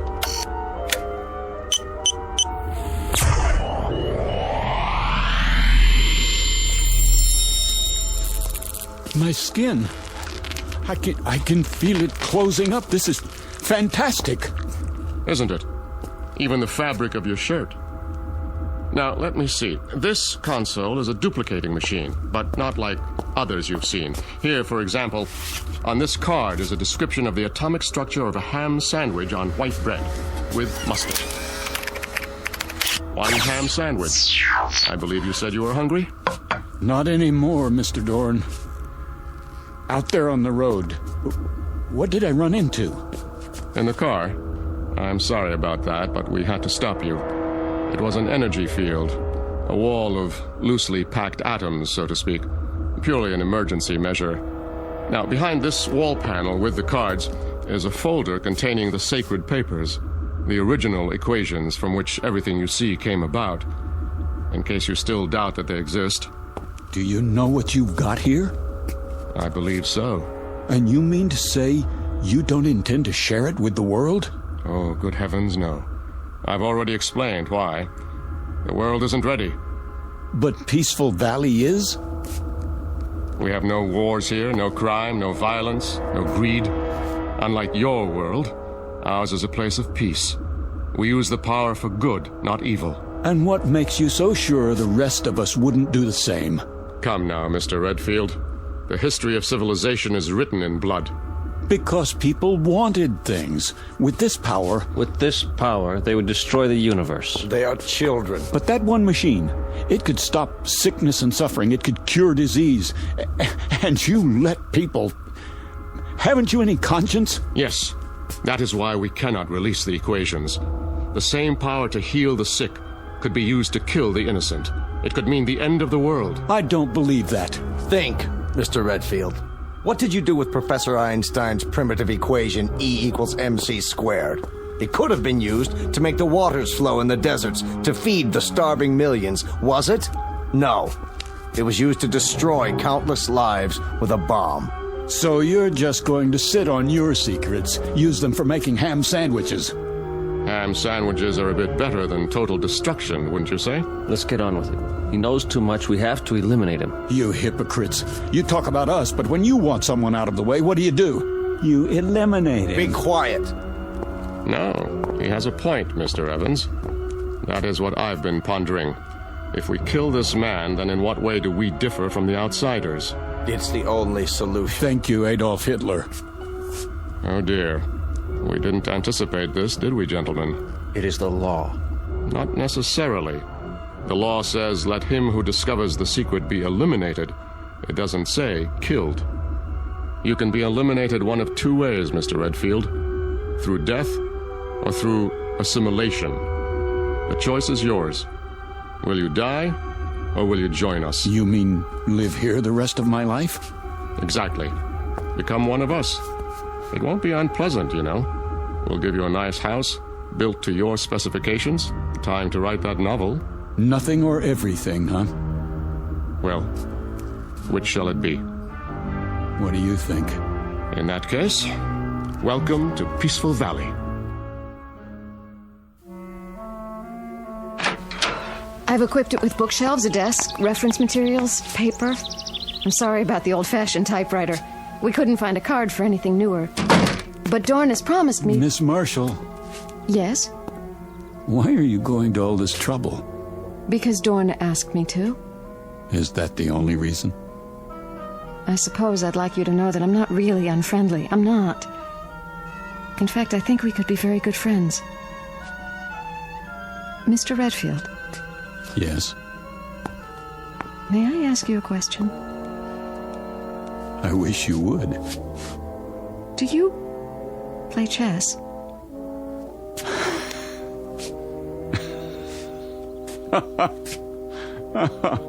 Oh, that's great. Is something the matter? No, everything's fine. You do like the house, don't you? I tried to make it nice. It's beautiful, Ellen. But I'm afraid you wasted your time.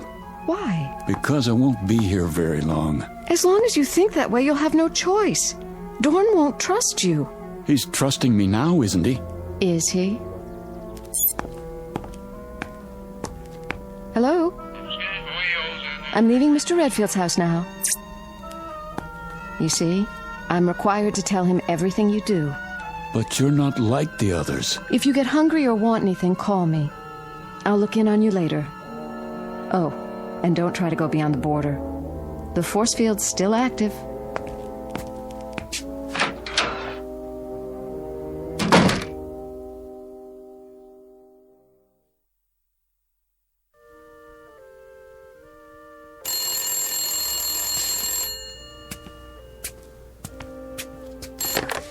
Yes? Mr. Redfield, on your call to Albuquerque, the circuits are still busy. Easy, Rowdy. Hello? I brought you a new typewriter ribbon and some erasers for now. Dorn's still looking for the atomic structure of a word processor. Thanks. Have you started the novel yet? Not really. I find it hard to concentrate in prison. I don't understand. You ought to. You've got the same problem. I can leave anytime I want to. Then why don't you? Why should I? What could the outside world offer that we don't have? That isn't the point. It's what you could offer the outside world. Right now, at this very moment, millions of people are starving. You could feed them. They're suffering. You could make them well. But you don't care. Let them starve. Let the children die because their mothers can't give them enough milk as long as you're happy. Philip, those things, are they really happening? All over the world. Every minute of the day and night. What would you do? A terrible thing. I'd get those papers, and I'd give them to the world. You mean you'd steal them and run away? But you promised Dorn... I promised myself to be a decent human being, and that means helping other human beings. And what's the use? You don't know what I'm talking about. You never wanted anything you couldn't whip up in 10 seconds like a cake. I did once. When you were going to leave Peaceful Valley. I've thought about you since then, Philip. Even asleep, I've thought about you, and it hurts. I don't know why, but it hurts. We have machines for so many things, but I can't stop this feeling. There's an equation that might help. 1 + 1 = 1. Don't people fall in love here? I don't know. But now, Philip, I want us to be together. I could want that too, in a real world. But as long as I'm in Peaceful Valley, I'm going to want just one thing. Out. All I know is I want to be with you. Then help me. If I do, will you take me? I promise. I'll be back. Wait for me outside.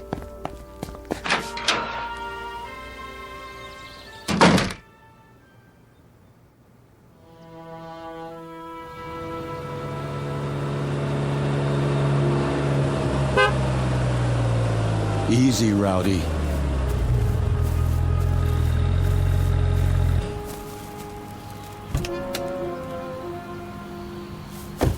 My car. You got it fixed. Dorn always keeps his word. What about the force field? I had him take it down temporarily so I could check the road outside of town. We only have a few minutes. Then let's go. There's just one stop I have to make. Come on, Rowdy.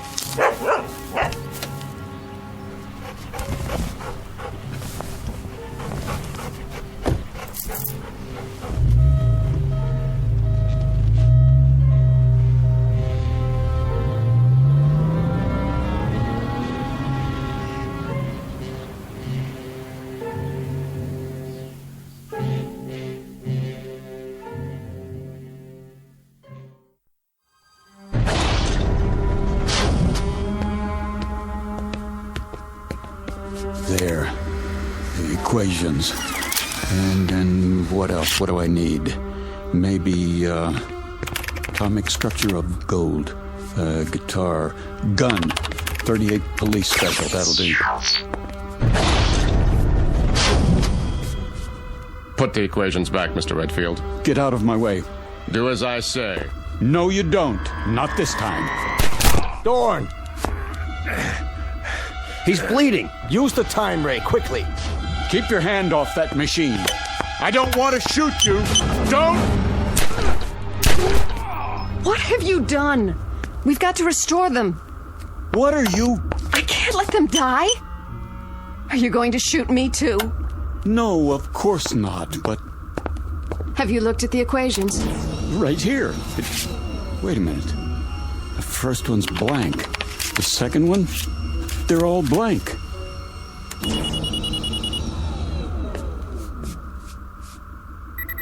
You tricked me.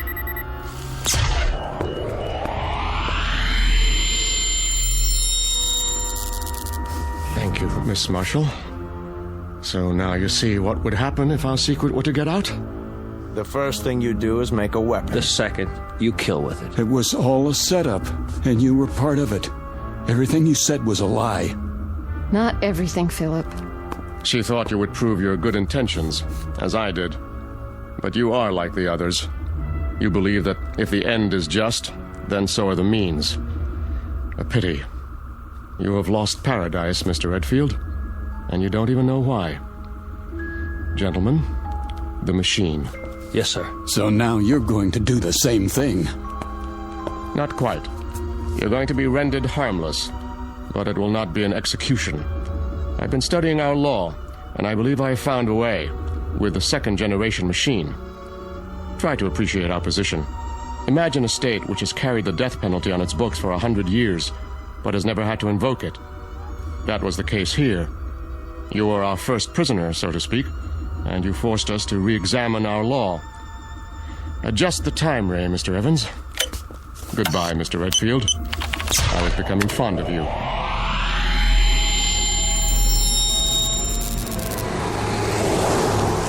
Here's your change, mister. What? Your change?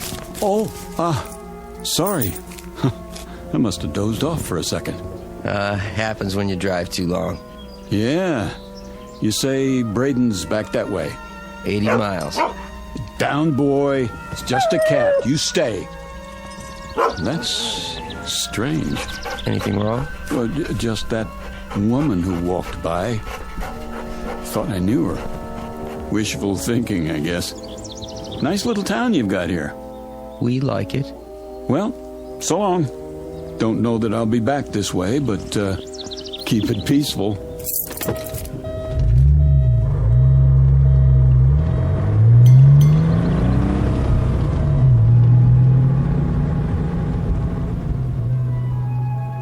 You've seen them. Little towns in the middle of nowhere, tucked safely away from the main road. Ever really thought about them? About the people there? What they do and why they stay?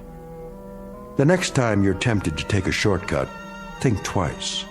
Because what happens there might change you and the world in more ways than you can imagine. Of course, change can be a good thing, as long as you're on your way out of and not into the Twilight Zone.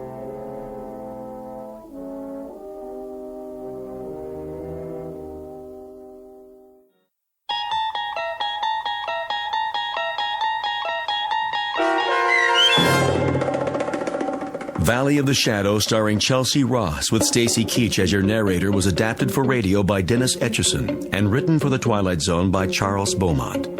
Heard in the cast were David Darlow, Frenette Lebo, Christian Stolte, Amanda Amari, Doug James, Steve Key, Kurt Nabig, Richard Shavzin, Carl Amari, and Roger Wolski. To learn more about the Twilight Zone radio dramas and to obtain audio cassettes and CDs of these programs, visit our website at twilightzoneradio.com. The producers of The Twilight Zone wish to thank CBS Enterprises, Carol Serling, Dennis Etchison, Claire Simon Casting, Terry Jennings, XM Satellite Radio, Sirius Satellite Radio, our sponsors and our radio affiliates for helping make this series possible. This copyrighted radio series is produced and directed by Carl Amari for Falcon Picture Group. Audio editing, sound design, Foley effects, and mix for the Twilight Zone radio dramas are by Cerny American Creatives Craig Lee, Michael Slaybach, Bob Benson, and Jason Rizzo. To learn more about the Twilight Zone radio dramas and to contact us, visit our official website at twilightzoneradio.com. Doug James speaking.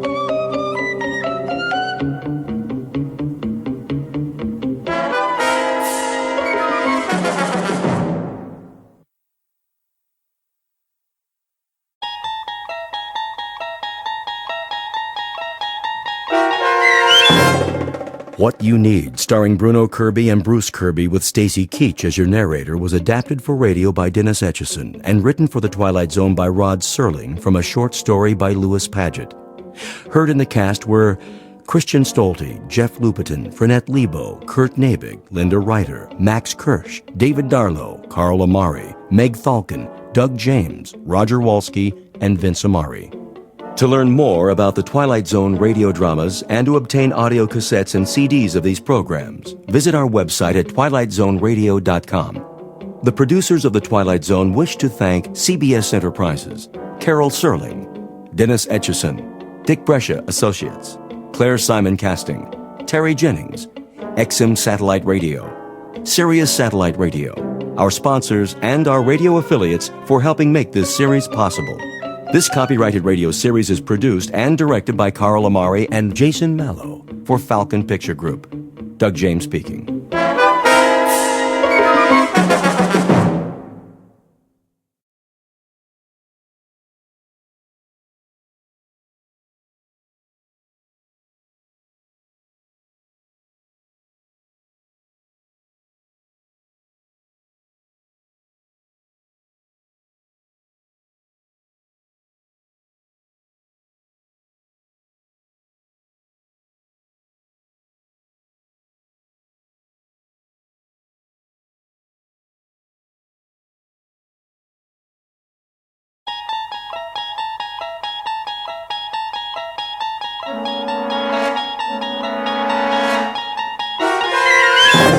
There is a fifth dimension beyond that which is known to man. It is a dimension as vast as space and as timeless as infinity. It is the middle ground between light and shadow, and it lies between the pit of man's fears and the summit of his knowledge. This is the dimension of imagination. It is an area which we call the Twilight Zone.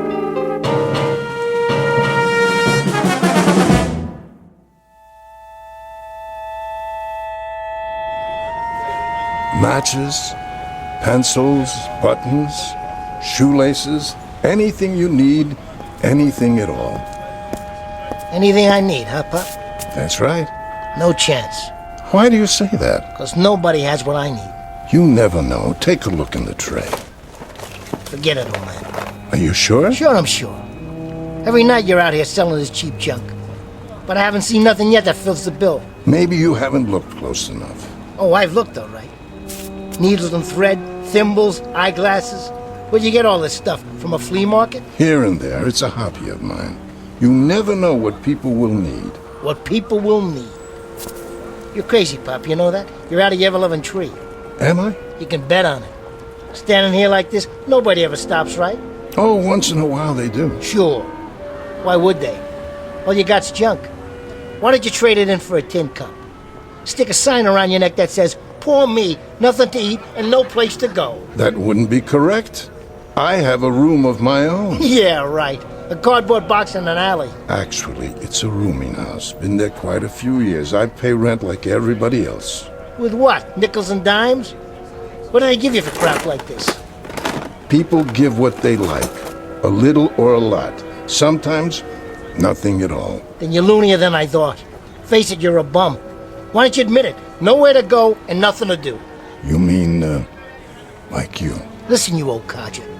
I got lots of things to do and plenty of places to do them in. Fact is, I'm on my way someplace right now. I got business. I know. In that bar. It's where you're going. You'll walk in, but when you come out a few hours from now... Hey, you don't know a thing about me. Not a blame thing. So keep your trap shut. Sorry if I've offended you. I only meant that we're all exactly where we belong. The only shame is in not knowing opportunity when we see it. An opportunity, say, to improve our lot. Yeah? Well, I'm doing plenty to improve my lot. Just you watch. But you're going nowhere fast. You're gonna stay right here till you rot. You're yesterday's news, old man. You're a big fat nothing. If you say so. I wish you a good evening, sir. Shoe polish? Ballpoint pens? Get lost. I got business. Important business. Chewing gum? Candy?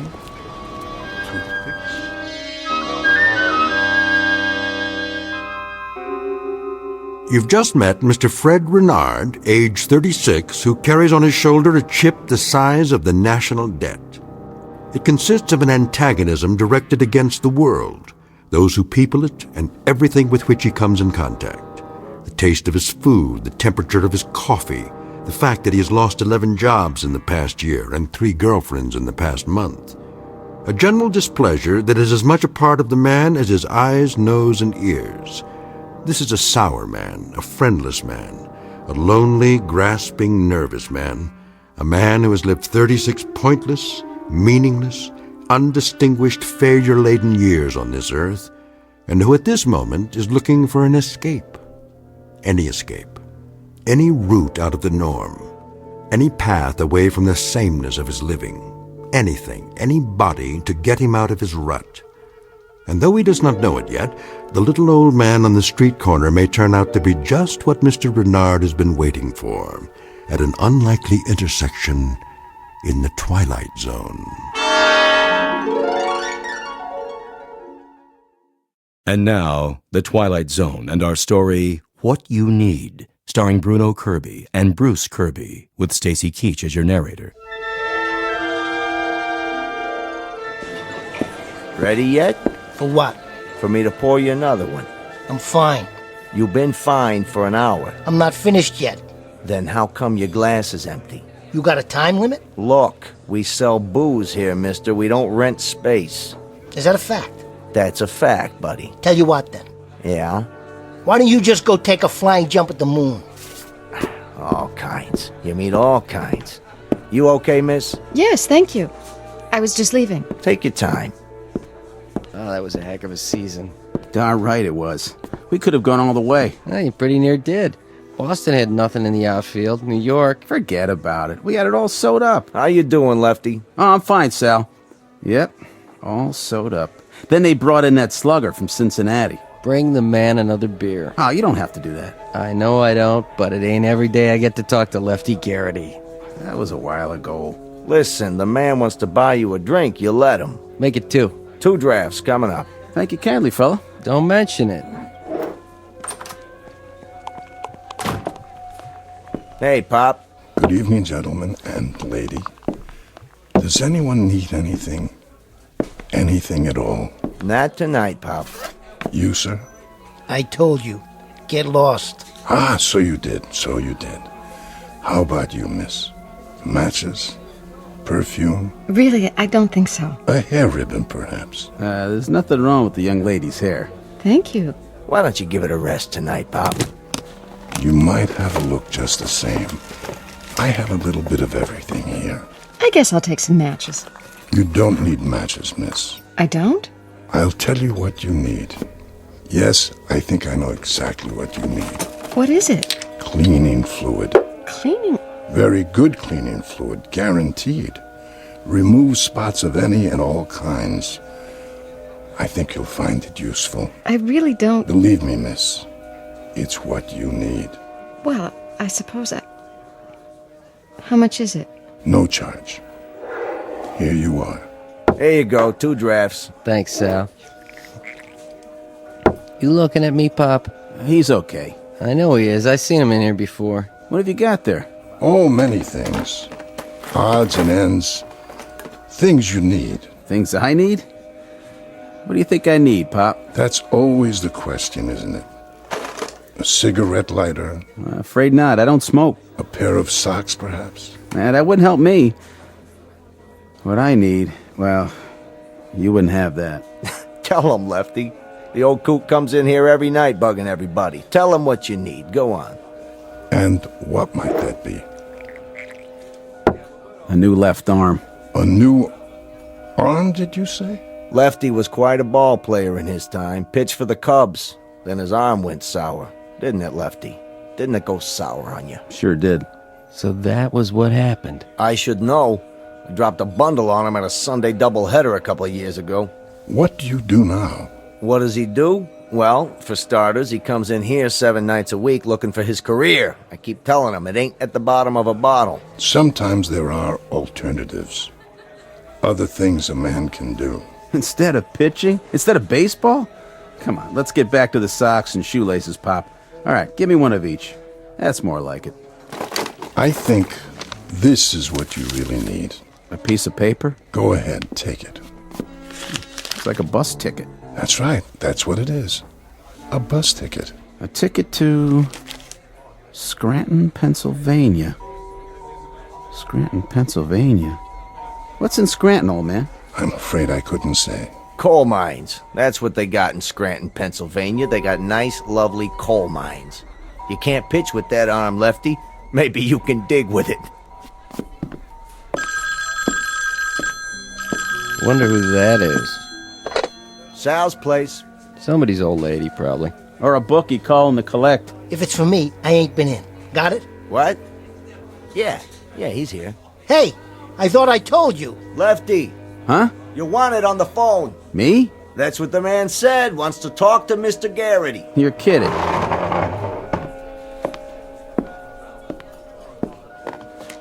Hello? Yes. Uh-huh. But... He never got any calls before. No? Are you sure? Maybe it's his wife. Nope. He's not married. When? Hey, listen, if this is a gag... Right. I understand. Uh-huh.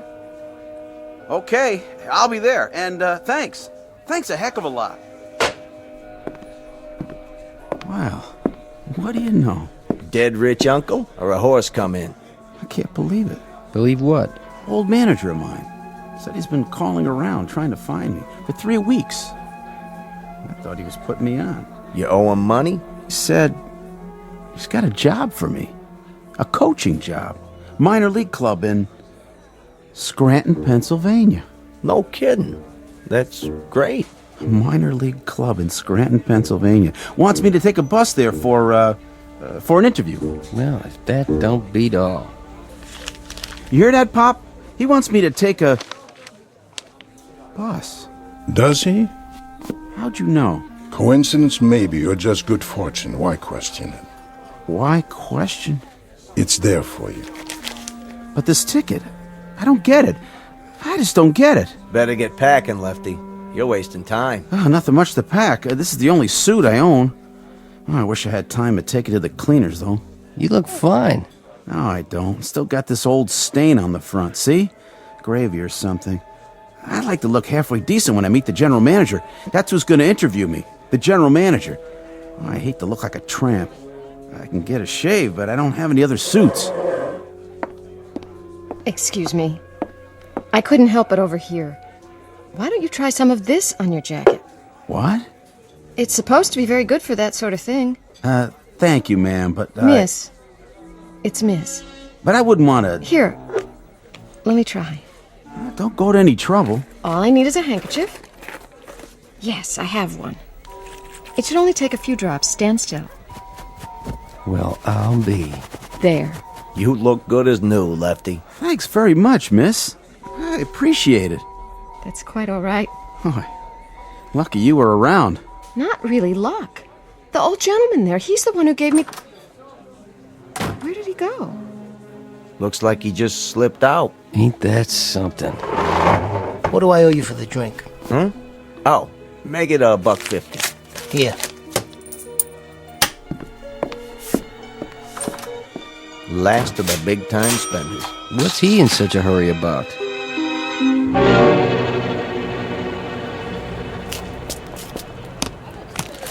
Candy, breath mints, pencils. I saw what happened in there. Something for you after all? A flower for your lapel. Is this what I need? That's up to you, sir.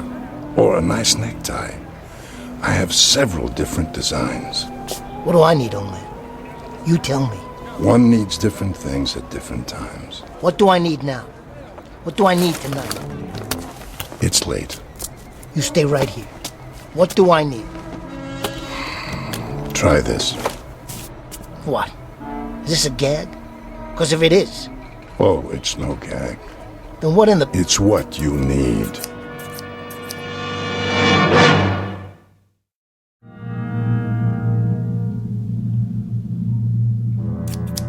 Scissors? That's right. I want you to level with me, old man. I mean it. I'll spread you out for 3 blocks. So bad, they'll have to scrape you up with a spoon.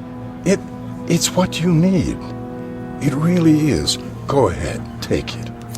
So what do I need a pair of scissors for? You don't have to accept them, of course. The choice is yours. You're giving me a pair of scissors. Precisely.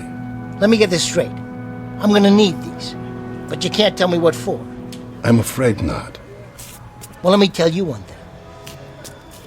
What I need is something that'll do me some good. Like a tip on a horse at Belmont. One that's gonna finish in the money. Just give me the name, I'll do the rest. Sorry. I know nothing about gambling. Is that the truth? But you're asking me to gamble on this. A pair of scissors. What's it gonna get me? I couldn't say, but I do believe it's... What I need. I heard you the first time. Well, I'll tell you, Pop. I need scissors like I need a hole in the head. Say, what are you trying to pull? Pull? You help those people in the bar. But me? I get something to open my letters with. Something to cut a piece of string. Now you listen to me. These things will cut a lot more than that. Like your throat. Don't you forget it. If you think I'm some punk you can pull a joke on. No joke, I assure you. Ah, forget it. What am I wasting my time for? You're just a nickel and dime loser. I got better things to do. I got business, big business. Very well, then. If you're sure. Give them to me. You said they were mine, didn't you? I did. Yeah, why not? See you in the funny papers, old man. Perfume, lipstick, kitchen utensils, anything you need.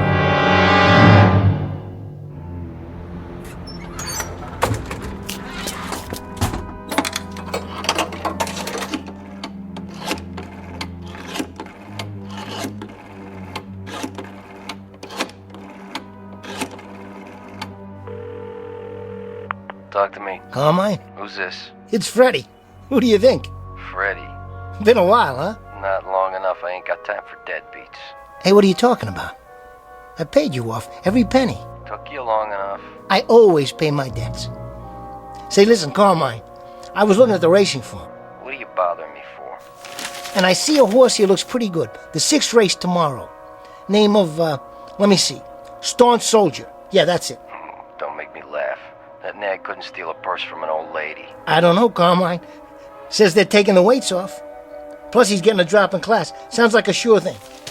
So I was thinking, why don't you put a C note down for me across the board? What are you, a comedian now? What'd you say? Must be something wrong with the line. You heard me. Come on, you know I'm good for it. No more credit, Freddy. But I tell you, I can make a mint. Don't con me, buddy boy. All right, $50. On the nose. I don't want to be greedy or nothing. She's coming in at 17 to 1. You know how much money that is? I told you I ain't taking your bets. Now get off the phone. I got a business to run. But Carmine, I swear. Carmine. Carmine! Why, that dirty, lousy 2-bit.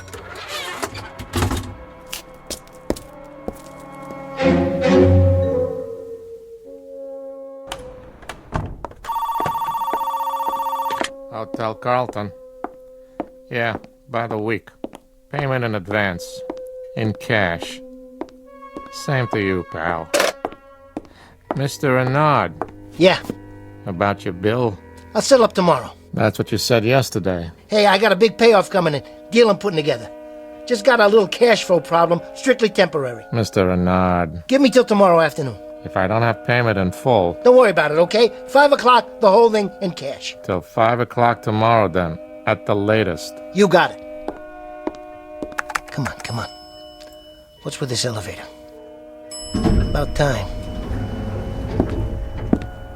4th floor, you broken down old piece of...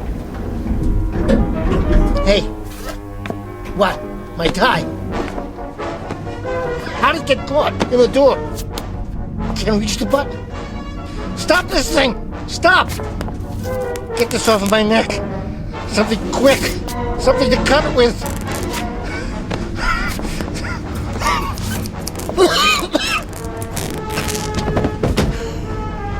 There. I don't believe this. I could have choked to death if I didn't have these.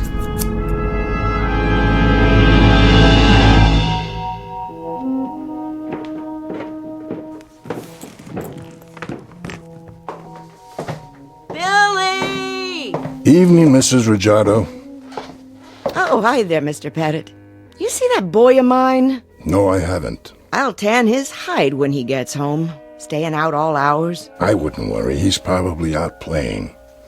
Friends are important, you know, at his age. At any age, in fact. He's supposed to be doing his homework. His dad's gonna have a fit.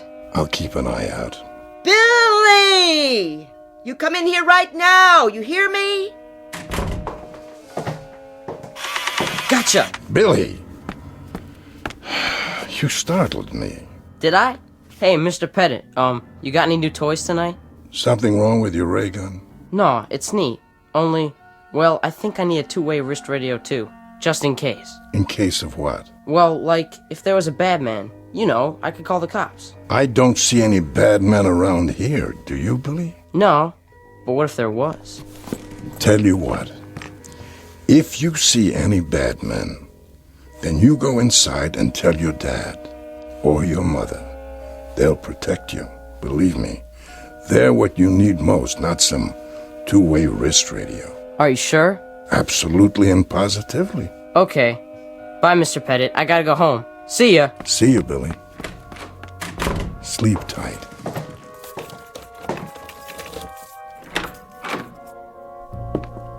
Now, where's that light switch? You! Is this what I need?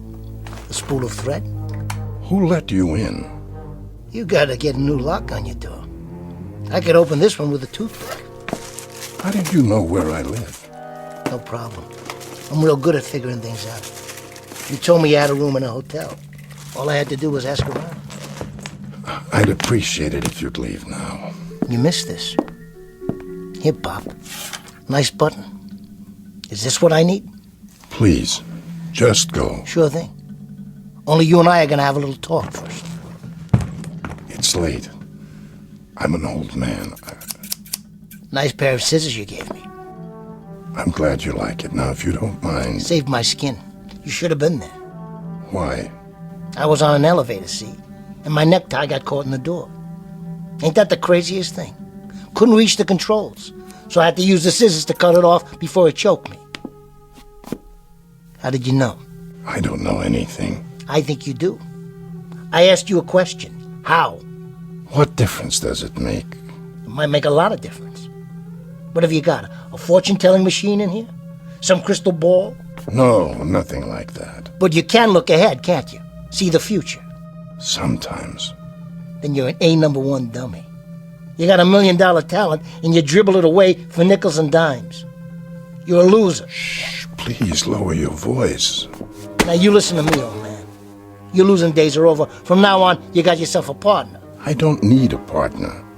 I don't need anything. I'm content, Mr. Renner. I may have a certain gift, but I use it sparingly. Yeah, on bus tickets and cleaning fluid. You got cheap taste. But your new partner, he's not satisfied so easy. And what would satisfy him? Are you kidding? What satisfies him comes from expensive shops. It drives long and low on 4 wheels, and it fits nice and soft around the shoulders and drapes easy and looks uptown. Luxury, Pop. Luxury. Go ahead. Concentrate. What's in store for tomorrow? Let's go, old man. What do I need? Very well. Here. What's this? A pen. A lousy, old-time fountain pen? I've been sitting here reading the paper, trying to pick a winner, and what do you give me? A leaky fountain pen that drips all over the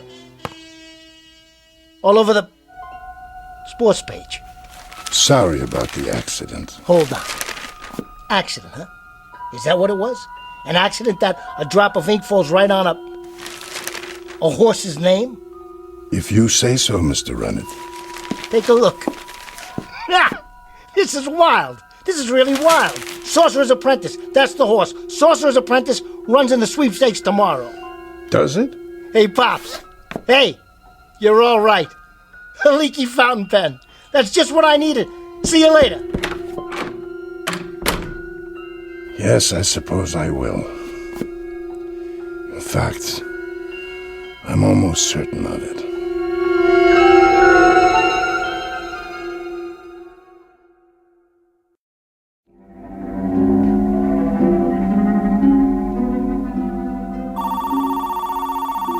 Front desk. Nah, we don't have room service. They got ice at the liquor store. Get it yourself. Likewise, buddy. Well, Mr. Renard. Hiya, Tony. Been waiting for me? I hope you got that back rent, because if you don't... I said 5 o'clock, didn't I? I need the whole thing, plus this week in advance, otherwise... Here you go. 20, 40, 60. Hey, your ship came in, huh? I told you, I'm a man of my word. Sure thing, Mr. Renard. Anything I can do for you, let me know. You get the evening paper yet? Right here, just came in. Let me see the sports section. Tomorrow's races. Here we go. I was wondering, Yeah. How about a tip? A tip? I mean, for the paper and all. You want something from the liquor store? I can get it for you. You want a tip? Here's one. Yeah? Don't play with matches. Why don't you take the elevator, Mr. Renard? Still works last time I looked. No thanks.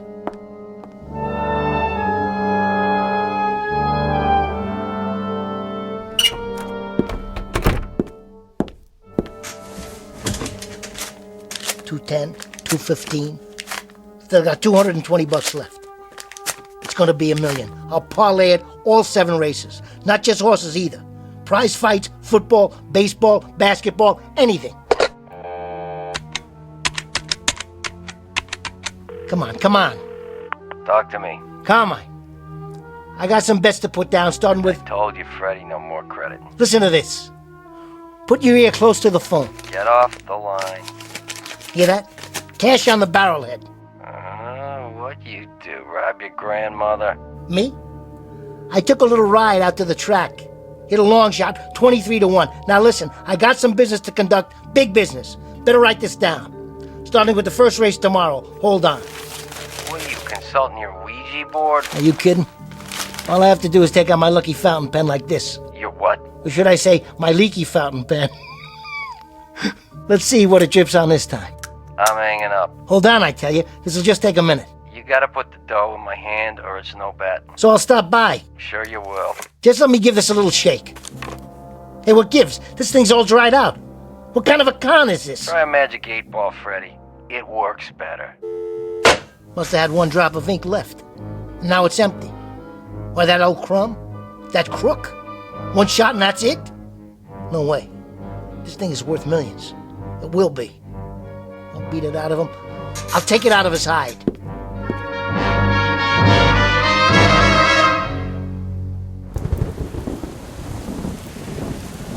Buttons, needle and thread, shoehorns, anything you need.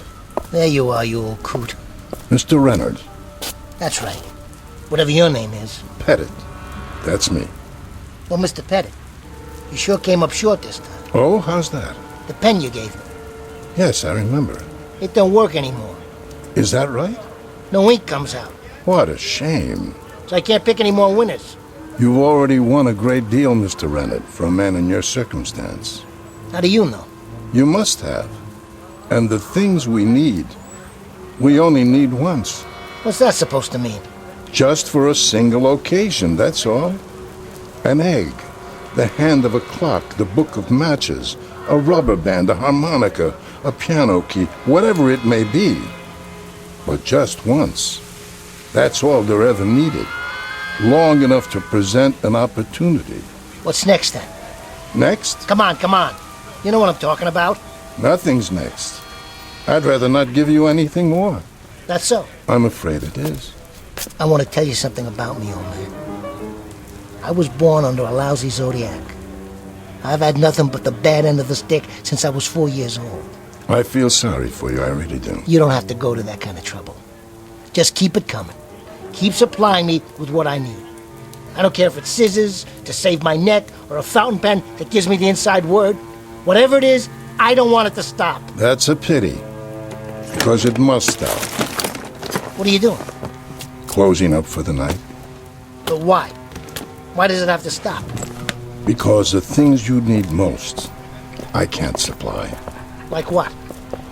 Serenity, peace of mind, humor, the ability to laugh at oneself.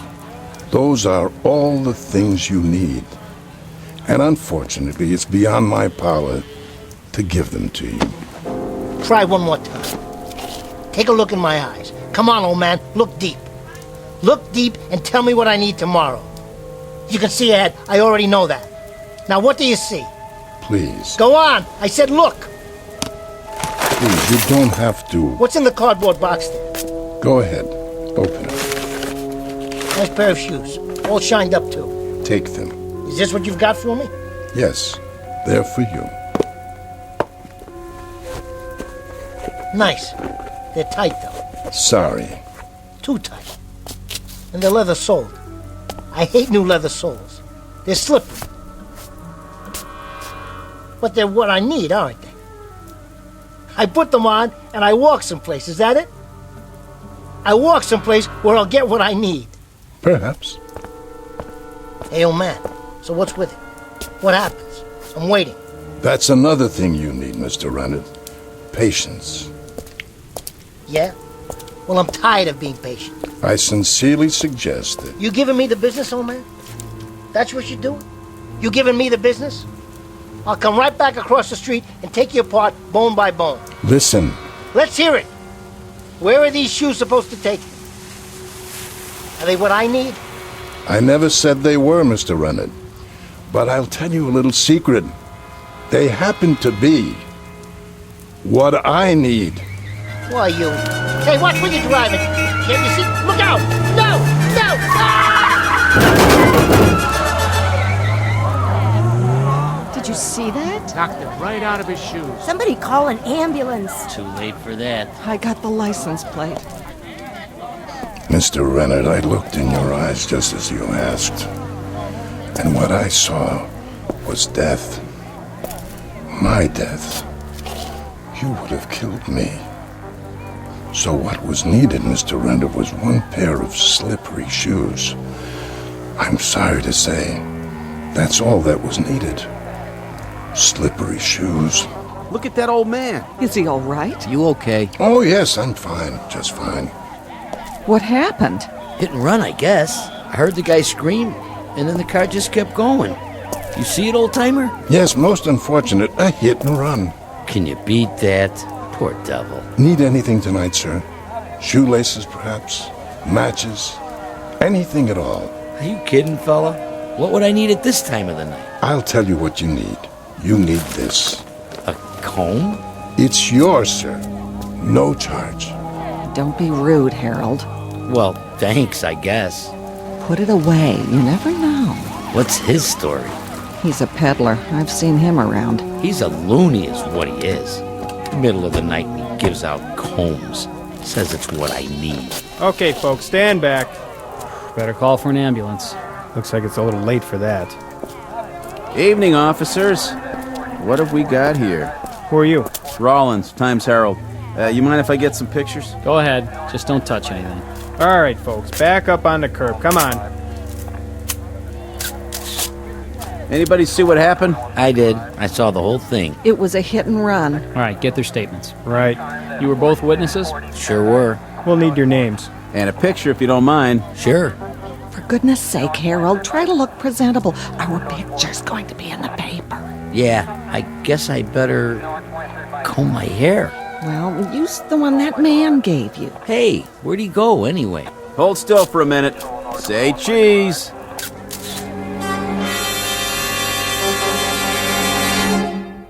Street scene, night, a traffic accident, and a victim named Fred Renard.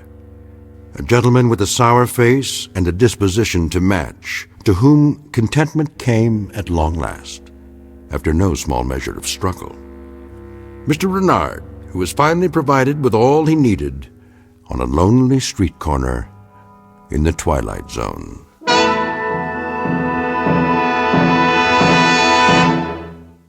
More from the Twilight Zone after this. Hello, I'm Stacy Keach. I hope you're enjoying this edition of the Twilight Zone radio dramas. To learn more about this series, be sure to log on to our official website at twilightzoneradio.com. You'll find special discounts on our Twilight Zone audio collections, listings of our radio stations, links to other websites, and a photo gallery of our recording studio and some of our stars in action. Plus ways to contact us with questions or comments about the show. And for a limited time, when you log on to twilightzoneradio.com, you can send in for a free CD of the show. So be sure to visit us at twilightzoneradio.com.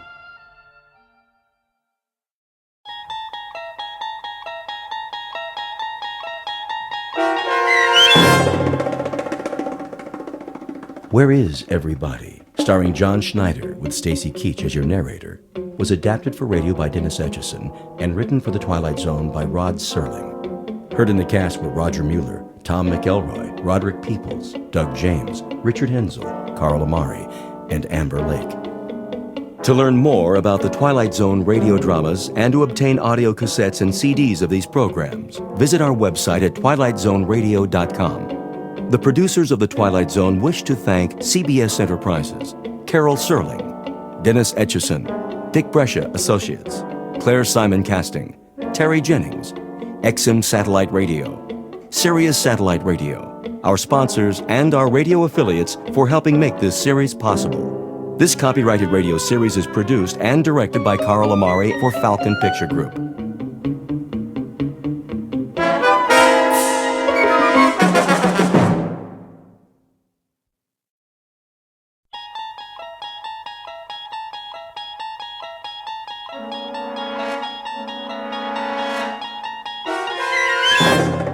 You unlock this door with the key of imagination. Beyond it is another dimension, a dimension of sound, a dimension of sight, a dimension of mind. You're moving into a land of both shadow and substance, of things and ideas. You've just crossed over into the Twilight Zone.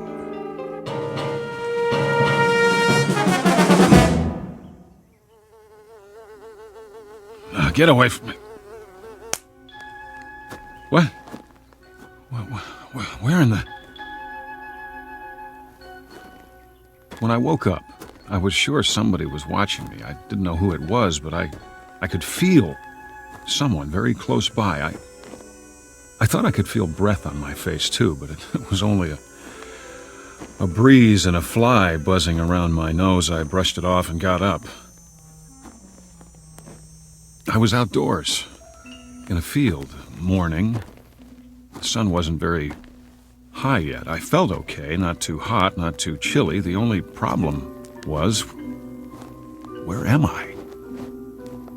How the heck did I get here? I must have been dreaming. About what? Don't ask me, because I couldn't tell you. When's a dream not a dream?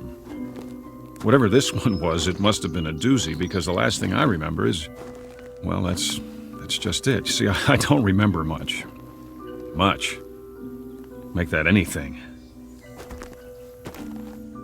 So, where to begin? As far as I can tell, this is the beginning. I mean, not the beginning, whenever that was, the Big Bang billions of years ago out in the middle of space or something, but it'll come back to me. It will, and all I have to do is give it some time. So bear with me out there, whoever you are. The one who is watching me, probably. I can promise you one thing, though. This isn't going to turn out to be one of those times when you only think you woke up, but you didn't because you're still asleep. I hate dreams like that. Now, I know what's real and what isn't, so do you. And this is definitely real. The mosquito that bit me, for instance, right on the nose, the bite is starting to itch like crazy with the sun beating down, but guess what? I'm clean out of calamine lotion. Wait a minute. I know this road, don't I? It looks like a lot of other roads, asphalt, telephone poles. I must have been driving, and my car quit on me, and I started walking to town, and I ended up spending the night out here. But if that's what happened, where's my car? Somebody could have dumped me out, I guess, after they hit me on the head and robbed me, and that's why I don't have a wallet and why I don't remember anything. Temporary amnesia. I hope I don't have a concussion. That could be why I've got this headache. Must be a sign along here somewhere. Pretty soon I'll see a house, a town, something. Or someone will come along. They have to. And when they do, I'll just stick out my thumb and hitch a ride. Don't have much of a choice. One thing, though, will somebody please tell me, where is everybody? A French philosopher once said, hell is other people. And for some, that may be true. Most of us need time alone, away from the pressure of everyday life. If you live in a city with noise and crowds and traffic, that's easy to understand. But what about the other side of the coin? We also need companionship, someone to talk to, a friendly voice and a familiar face. It's a dilemma that goes back to Adam, who found the Garden of Eden unbearable on his own. Enter one male human being. Age 31, height approximately 5'11". His name isn't Adam, though exactly what it is, where he is, and what he's doing here, even he doesn't know. At the moment, these questions constitute the central mystery of his life. But it's a beautiful day, and he's on a road that's bound to lead somewhere, back to the beginning or to a destination not yet in sight. The journey will take him through shadows as well as sunlight, and you are hereby invited to go along. Be forewarned, however. This is an excursion to an unknown land, a walking trip without benefit of compass or road map through a realm called the Twilight Zone. And now, the Twilight Zone and our story, Where Is Everybody? Starring John Schneider, with Stacy Keach as your narrator.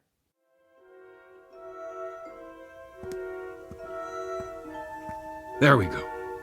Roadside diner, just what I need. Well, what do you know? Still got a couple couple of dollar bills in my pocket. Some change, that ought to do it. Looks like I got the place to myself. Service here. Hey, is this jukebox loud enough for you?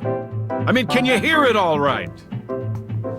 Hey, somebody want to turn this thing down a little over here? All right, I'll do it.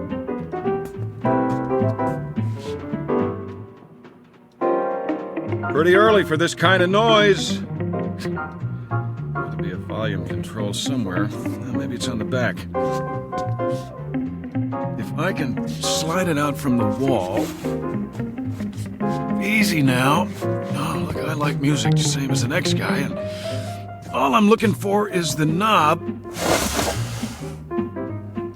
There. Now, question is, who played the song in the first place? Somebody had to put a coin in the slot. Who's here? Somebody go outside for a minute? That it? Say, can you hear me? I see there's a town up the road. What's the name of it? Anybody know? Anybody? Like in the kitchen?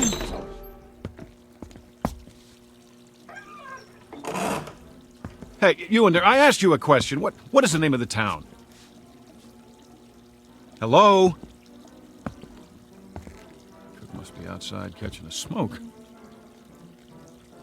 Guess what? You got a customer out front. You hear me?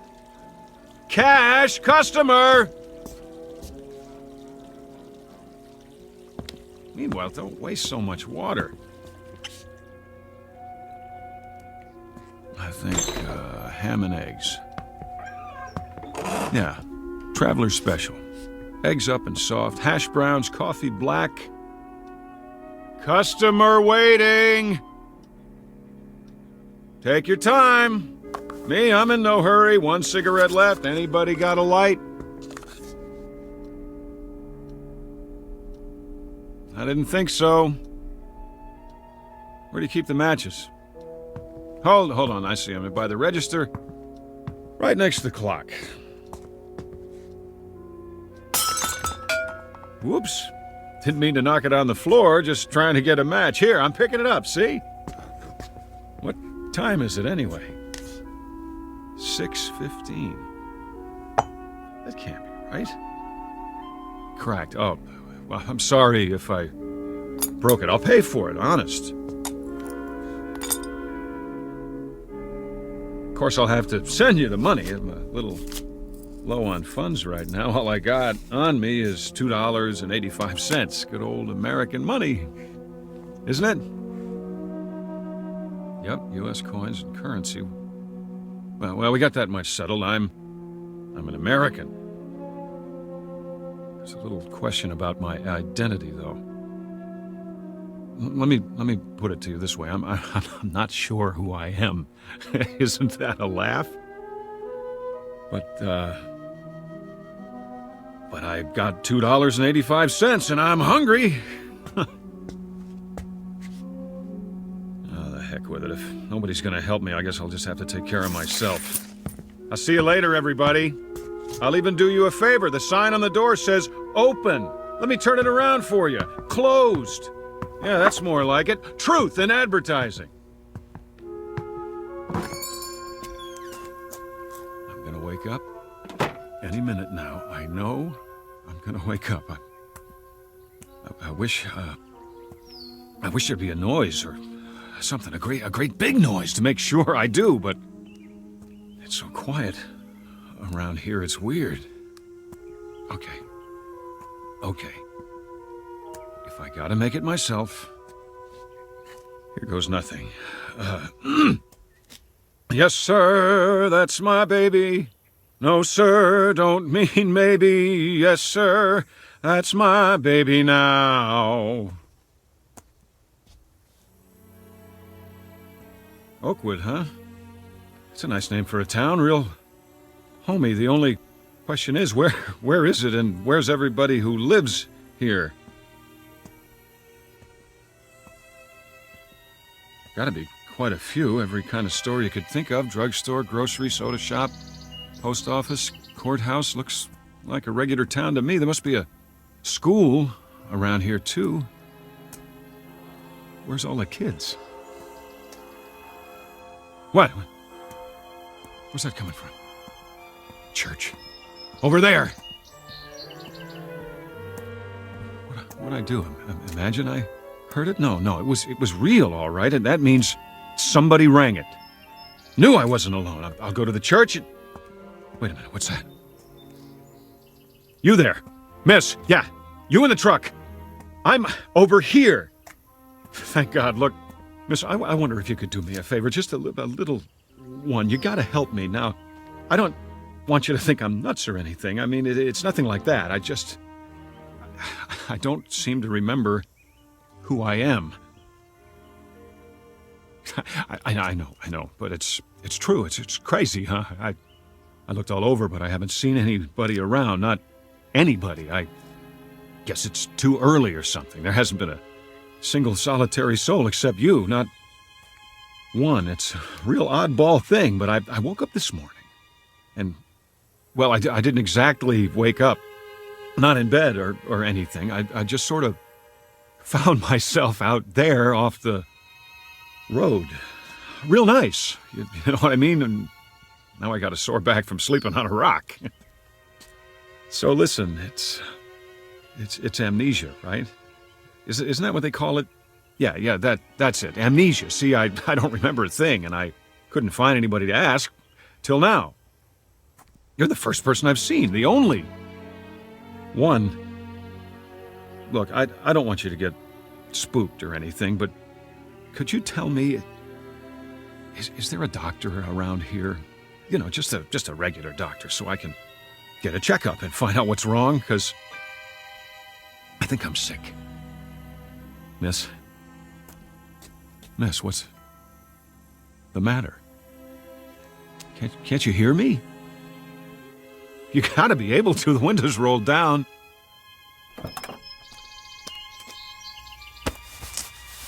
What's the matter? Hey, you're on. It came off. You're not even a real woman. You're a dummy. What's it say on the truck? Resnick's department store mannequins. Is that all? A bunch of mannequins? Here, get off the horn. Sit up straight. That's the way. Here's your arm back. I'm very sorry, madam. My profound apologies. I can assure you that at no time did I mean to disturb you. As a matter of fact, I've always had a thing for quiet women. Get what I mean, babe? Here's a kiss for that cute little turned-up nose. No, I'm sorry. I can't stick around and talk. I got a very important appointment. I'll see you in the funny papers, and don't you take any wooden boyfriends.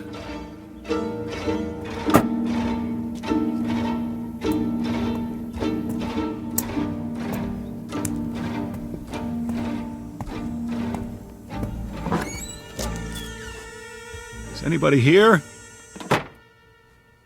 A store with lots of clothes, store, but nobody to buy them. Only more dummies. Oh, I'm sorry, lady. I didn't mean to bump you like that. Say, was that your sister outside in the truck? I thought so. You know how I could tell? Because you look exactly alike. No, I can't use a new handbag today. No underwear either. Does this store even have a men's department? Sportswear? How about fishing poles? No? Too bad. See, I got nothing to do today, so I thought I'd go fishing. Well, I'll catch you later.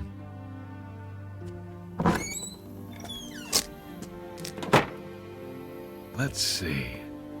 What other kind of stores they have on this street? Whatever they are, I bet they're all empty as a tomb. Like some kind of ghost town. Where'd they all go? To the moon? And they didn't even leave a note. Some manners. Well, I guess I'll just... Hold on. Is that what I think it is? It is. A phone booth. Just what the doctor ordered.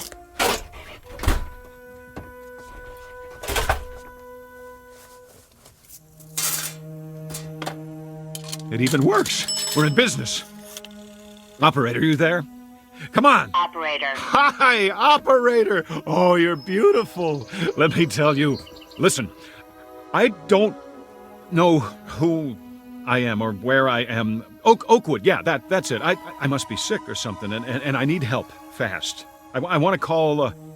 What number? What is it now? I need a number, and I can't remember any. Get me anything, anyone, anywhere. I don't care who it is. Get me your supervisor, all right? Please dial the number now. This is a recording. A recording? Oh, that's just great! Never mind, operator. I'll look in the phone book. Here, Abel, Adams, Ackerman, Albright, Allenby, Arnold. Where do you all live? Inside this book? Why aren't you on the street? Baker, Belden, Biltmore, Botsford, Bradbury. Tell me something, gang. Don't you ever go out for a stroll, shopping, work? You do have jobs, don't you? If you don't, then who's watching the store? For that matter, who's watching anything? How's that? Any number will do. Any number at all. I'll take my chances. Just connect me with a real, live, human being. It can be in Timbuktu for all I care. Well, you want more coins, is that it? The number you have reached is out of order. Please make sure you are dialing correctly. Give me my coins back and I will. Hey, give me my money back. Give it to me! What kind of lousy phone company is this? Okay, all right, who's the wise guy? Who locked the door? Very funny. This is beautiful, trapped in a phone booth like a goldfish. Okay, you got me. Here I am. Everybody come see. That's it. Joke's over. Somebody want to give me a hand? How about it? No? And you asked for it. Oh! Oh, now I'm bleeding. Thanks a lot. For nothing. Some joke. I know you're out there watching me. I can feel your eyes. Well, whoever you are, I'm gonna find you. And when I do, you're gonna pay. You're all gonna pay, but good.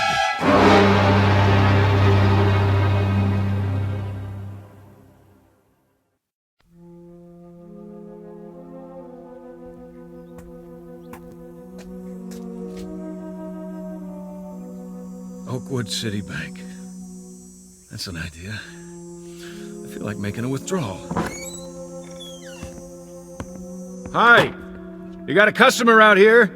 I'd like a loan. Yeah, that's it. About, 100,000. Maybe more. I don't know how long I'll be stuck in this jerkwater town. Better make it 5 or 6. How about $800,000? That ought to hold me for a while. What's the matter? Everybody on a lunch break? No sweat. I'll slip in behind the counter myself. Simple little transaction.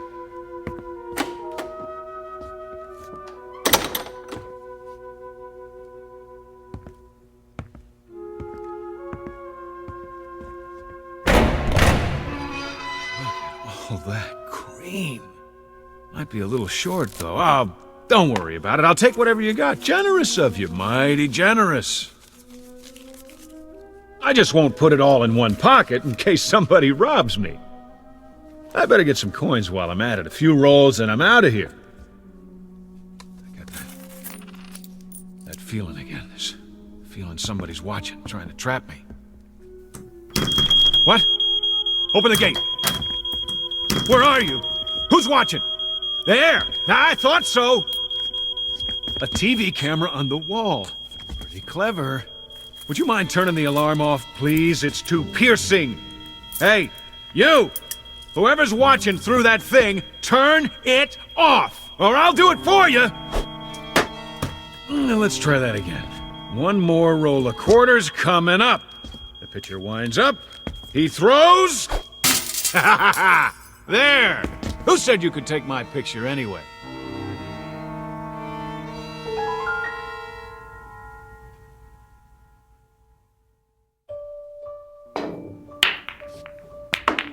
Nice. 2 balls on the break. Now all I gotta do is run the table. Piece of cake. 8 ball, anybody? I'll cover all bets. All right, that's enough. Time out. How about a cigar? They gotta have cigars around here. 2 for $1, huh? Pretty good. I always like an expensive cigar. Hey, how about the rest of you guys? Anybody want to smoke? Oh, I forgot. You're invisible. Well, I'll light up for you. You get the idea? Always wanted to do this. Light a cigar with a $100 bill. Now that's what I call great taste. No big deal. Hold on. Where can I get a drink around here? Hey, wait up, fellas. I'll be back in a minute. And nobody touch the cue ball.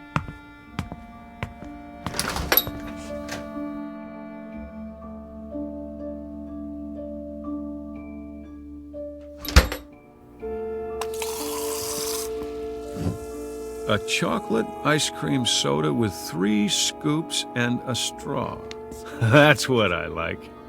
Anybody mind if I smoke in the drugstore? I didn't think so.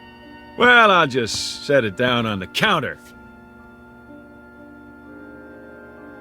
Oh, delicious. Okay, what else do I need? Sunglasses, magazines, books. Yeah, a book. Books are good. Pick up a paperback to read in case I get bored. The Last Man in the World, huh? I wonder what this one's about. An atomic war, maybe. Yeah, I think I read it before. Or did I? Better take it anyway. Here's for the soda in the book.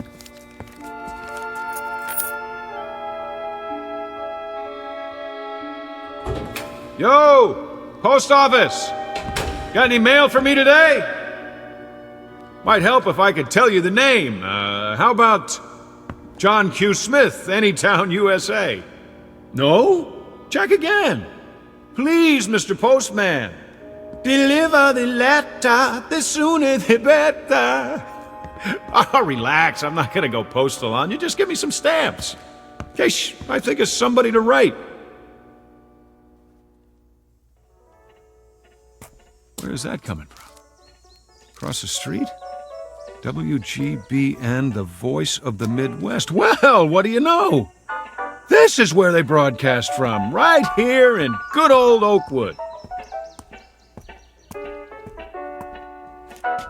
I know this station. I used to listen to it all the time. Never knew where they were.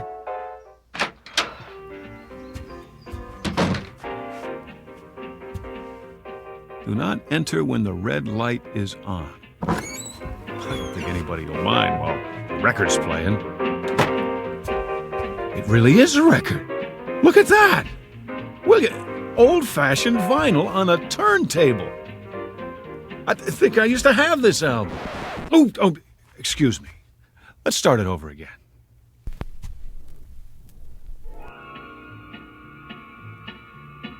Somebody left a cigarette in the ashtray, still burning. Who? Who's here? The DJ? I remember the DJ on WGBN, Vern Stevenson. Yeah, that was his name, playing nothing but the best. Where are you, Vern? Can you see me? The booth's empty, but somebody can hear me. I know it. I feel it. Attention, listeners, all you people out in Radio Land, we interrupt this broadcast for a special announcement. We're all alone here, and we need to hear from you, so call in your requests. The number is... Well, you know the number. Look it up. Just ask the operator for WGBN 1060 on the dial. The first caller wins a free lunch on the house, courtesy of me. You know me, don't you? If you do, call in and tell me, will you? Because I'm having a hard time remembering at the moment. Is anybody out there? Anybody at all? Congratulations! Hi. Thanks for calling. Thanks a lot. You've been selected to receive a free, all-expense-paid vacation to deep space. What are you talking about? This is an automated call from Amitex, Inc. to a selected few homeowners like yourself. All you have to do is complete a brief survey. If you'd like to continue in English, please press 1. For Spanish, press 2. Forget about it!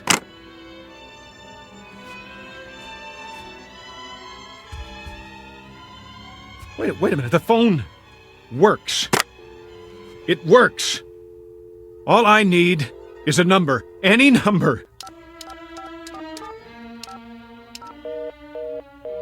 How do I get an outside line? Extension 1. Extension 2. None of the buttons work. Come on, I'm trying to make a call.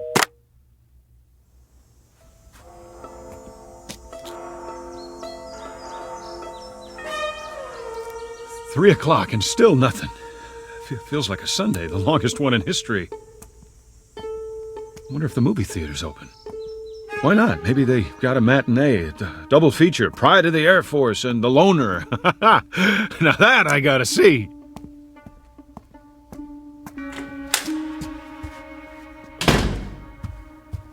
One, please.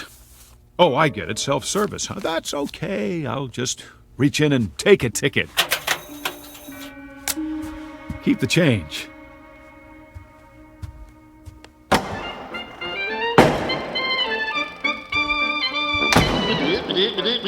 That's it, everybody.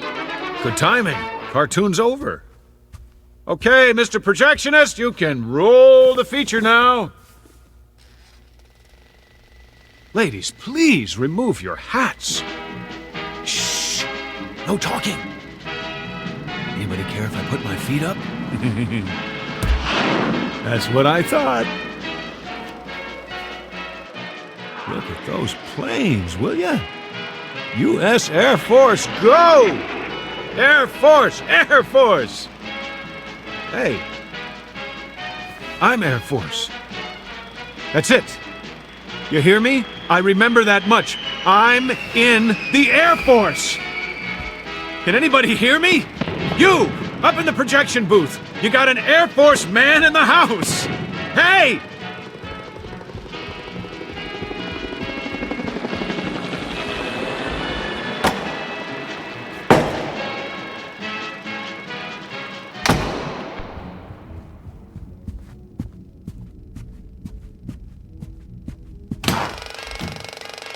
Nobody here.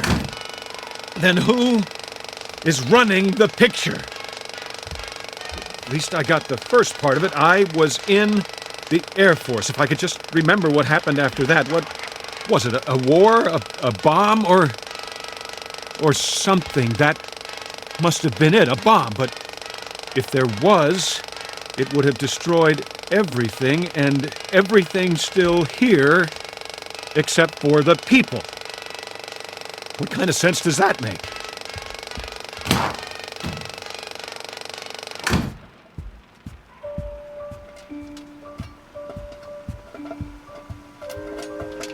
Fresh popcorn.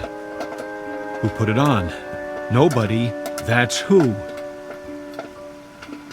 It doesn't add up. No way. Phony butter. The smell's making me sick. Where's the men's room? I can't take this anymore. It's wearing me down. Just look at me. Look at the face in the mirror there. Buddy, I wouldn't know you. You'll forgive me. The face is familiar, but the name escapes me. See, I got a little problem here. You know what it is? I'm in the middle of a nightmare that I can't wake up from, and you're part of it. You and the ice cream and the cigar, the phone booth, the mannequin, this whole town, wherever it is, whatever it is, I just remembered something else. Scrooge said it. You remember Scrooge, pal? Oh, not Scrooge McDuck. Ebenezer Scrooge, what he said to the ghost of old Marley. I must have learned it in school. I think it goes like this. You may be an undigested bit of beef, a blot of mustard, a crumb of cheese, a fragment of an undone potato. There's more of gravy than of grave about you. Get it? That's what you all are. You're what I had for dinner last night. You must be, but now it's the next day and I'd like to wake up. I've had it. And if I can't wake up, At least I'd like to find somebody to talk to. That's all. Is that too much to ask? I guess it is. Me? I'm gonna have some popcorn. Plain. But I tell you true, if I don't find somebody today, you hear me? If I don't, I'm checking out of this world one way or the other. I'll get a gun, or whatever it takes, count on it.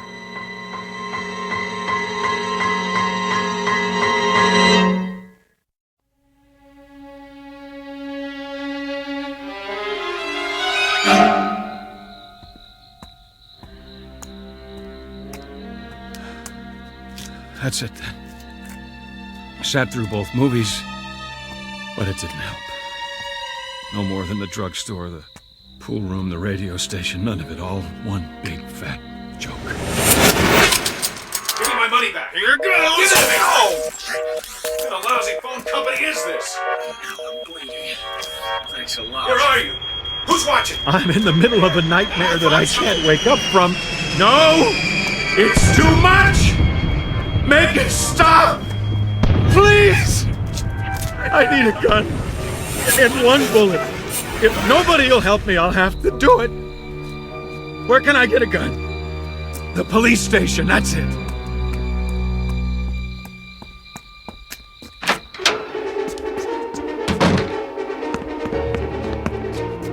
Hello? No, what's the use? Calling all cars, calling all cars. This is an all-points bulletin. Unknown man in town. Now infiltrating the police station. Suspicious-looking character. Probably wanted by the FBI. Presently unarmed, but not for long. All units return at once and bring your guns. He needs one! Anything. 45, 38, police special, Smith & Wesson. Even a 22, it doesn't matter. Just something that'll do the job. Hot coffee. That's very considerate of you. I gotta say, it smells mighty fine, but no dice. It'll take more than that to get straight. There. I knew it. Shotguns all locked up tight. Safety first, boys. You don't know who might come wandering in here. Well, when all else fails, use a little elbow grease. Remington 30-30 over and under. Shells right here. Now, where am I going to do it?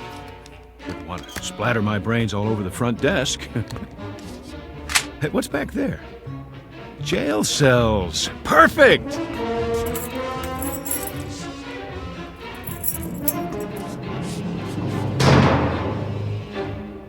Sit right here on the cot and... How? I can't reach the trigger if I put the muzzle under my chin. Wait! Shoes off! I can reach it with my toe. This little piggy went to market. This little piggy cried, wee, wee, wee, all the way home. Oh, no! Wait a minute! You can't lock me in here! I can't stand to be locked up! I've got a thing about it! Wait! No! You can't do this to me! I'm trying to finish it for you! What more do you want? Give me a chance to do it my way, please!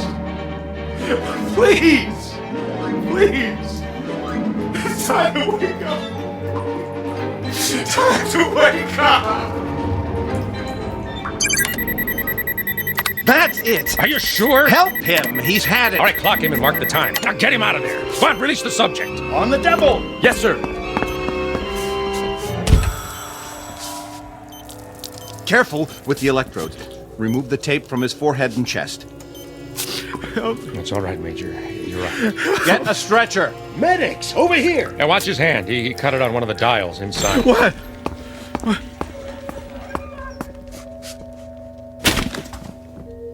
How is he otherwise? He's all right considering.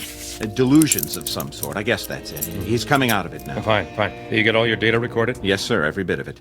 Did you get him clocked? Yes, sir. All right, how long? 484 hours, 36 minutes. That long? I'll compile all the data for you. Yeah, good. I'd like to have a look at his reaction chart, too, hour by hour. What about the press, sir? The press? You said you'd see them. They've been waiting in shifts. I'll have to cut it short. I want to talk to Ferris. Yes, sir.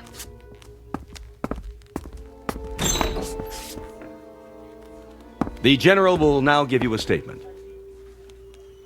Sir, do you consider the test run a success? Very much so. You mean there were no problems? I didn't say that, but nothing we can't handle. Major Ferris has been in that box, 6 feet by 5 feet by 5 feet high, for something in the neighborhood of 484 hours, which is roughly equivalent to our deep space mission before rendezvous. But we've had flights longer than that before. No, not solo, and not in a capsule that small. It's a one-man mission, in a nose cone too small for him to stand up or move around. They call it sensory deprivation. Isn't that right, Doctor? Yes. You see, gentlemen, the human body, and more importantly, the human mind, isn't ready for conditions of extreme confinement. It's a new experience. Even with isometric exercises, music, optical diversion through his visigoggles, the body and brain react as if he's in severe isolation, which he is. But man isn't a hibernating animal. We're not built that way. You might say that evolution hasn't kept pace with technology, so we have to adapt ourselves in new ways. Within limits, of course. That's what the flight simulations are about.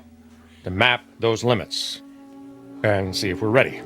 Then this was a simulated trip to the new 10th planet. Is that right? For all intents and purposes. Why not just send up an unmanned probe?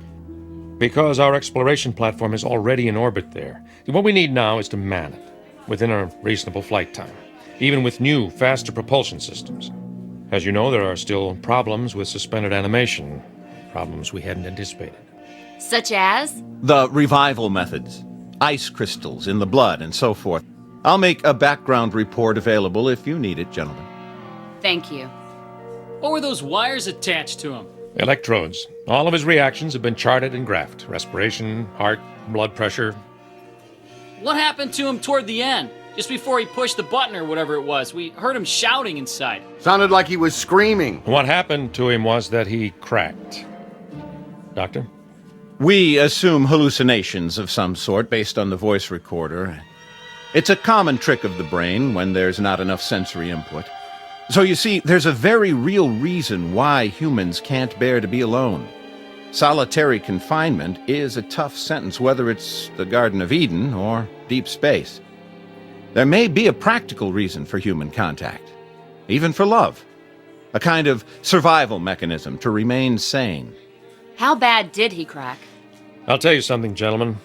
You spend 2.5 weeks all by your lonesome on your back in a 5-foot square box without ever hearing a human voice other than your own, and I'll give you especially good odds that your imagination would run away with you, too. Just as his obviously did. General, I'd like to know, if I could ask you, our readers are wondering... Yeah, that's enough for now. Thank you. Captain Grant will have a press release drawn up.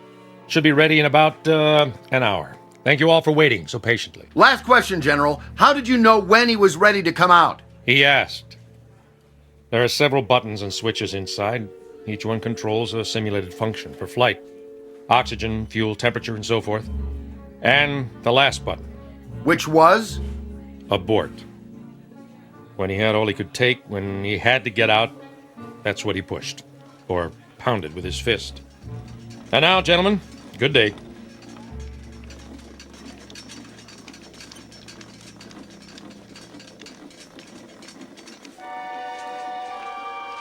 How do you feel, son? I feel much better, sir. I'm sorry. No. Nothing to be sorry for. You did splendidly. Listen, tell me something, Ferris. What was it like? Where did you think you were? Someplace I don't want to visit again.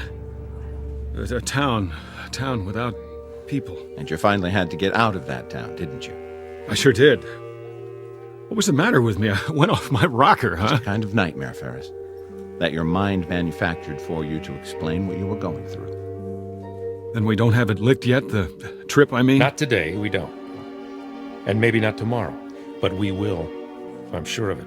You see, Ferris, we can feed the stomach with concentrates. We can supply recreation for the eyes and ears. We can pump oxygen in, waste materials out. But there's one thing we can't simulate. A basic need. Man's hunger for companionship. That's the one barrier we haven't licked yet. The barrier of loneliness. I don't need this thing. Better get a thorough physical first. Okay, but I can walk the rest of the way. Next time it won't just be a box and a hanger, will it? No, Mike. Next time you'll really be alone. Then tell the men up there. Tell them next time it won't be a dream. Next time it'll be real, and I'll be joining them, and so will a lot of others, one by one. Tell them to hang on for a while longer. Help is coming. It's on the way. A remarkable young man. Yes, he is. Really quite remarkable. The barrier of loneliness, the desperate, palpable need of the human animal to be with his own. For up there, beyond the vastness of the sky, in the void that is space, is an enemy known as isolation. It sits among the silent stars, waiting with the patience of eons, in the Twilight Zone. We'll return to the Twilight Zone in just a moment. You are about to enter another dimension, a dimension not only of sight and sound, but of mind, a journey into a wondrous land of imagination. Next stop, the Twilight Zone. Hi, this is Stacy Keach. I'd like to take a moment to tell you about our Twilight Zone website at twilightzoneradio.com. At twilightzoneradio.com, you'll find the latest information on these Twilight Zone radio dramas, including behind-the-scenes photographs, plus the newest product releases, trivia contests, ways to contact us, other Twilight Zone-related info and merchandise, plus links to other fascinating websites. So make your next stop twilightzoneradio.com. Visit twilightzoneradio.com to purchase these Twilight Zone radio dramas on cassette and CD, or call toll-free 1-866-989-ZONE. That's 1-866-989-9663.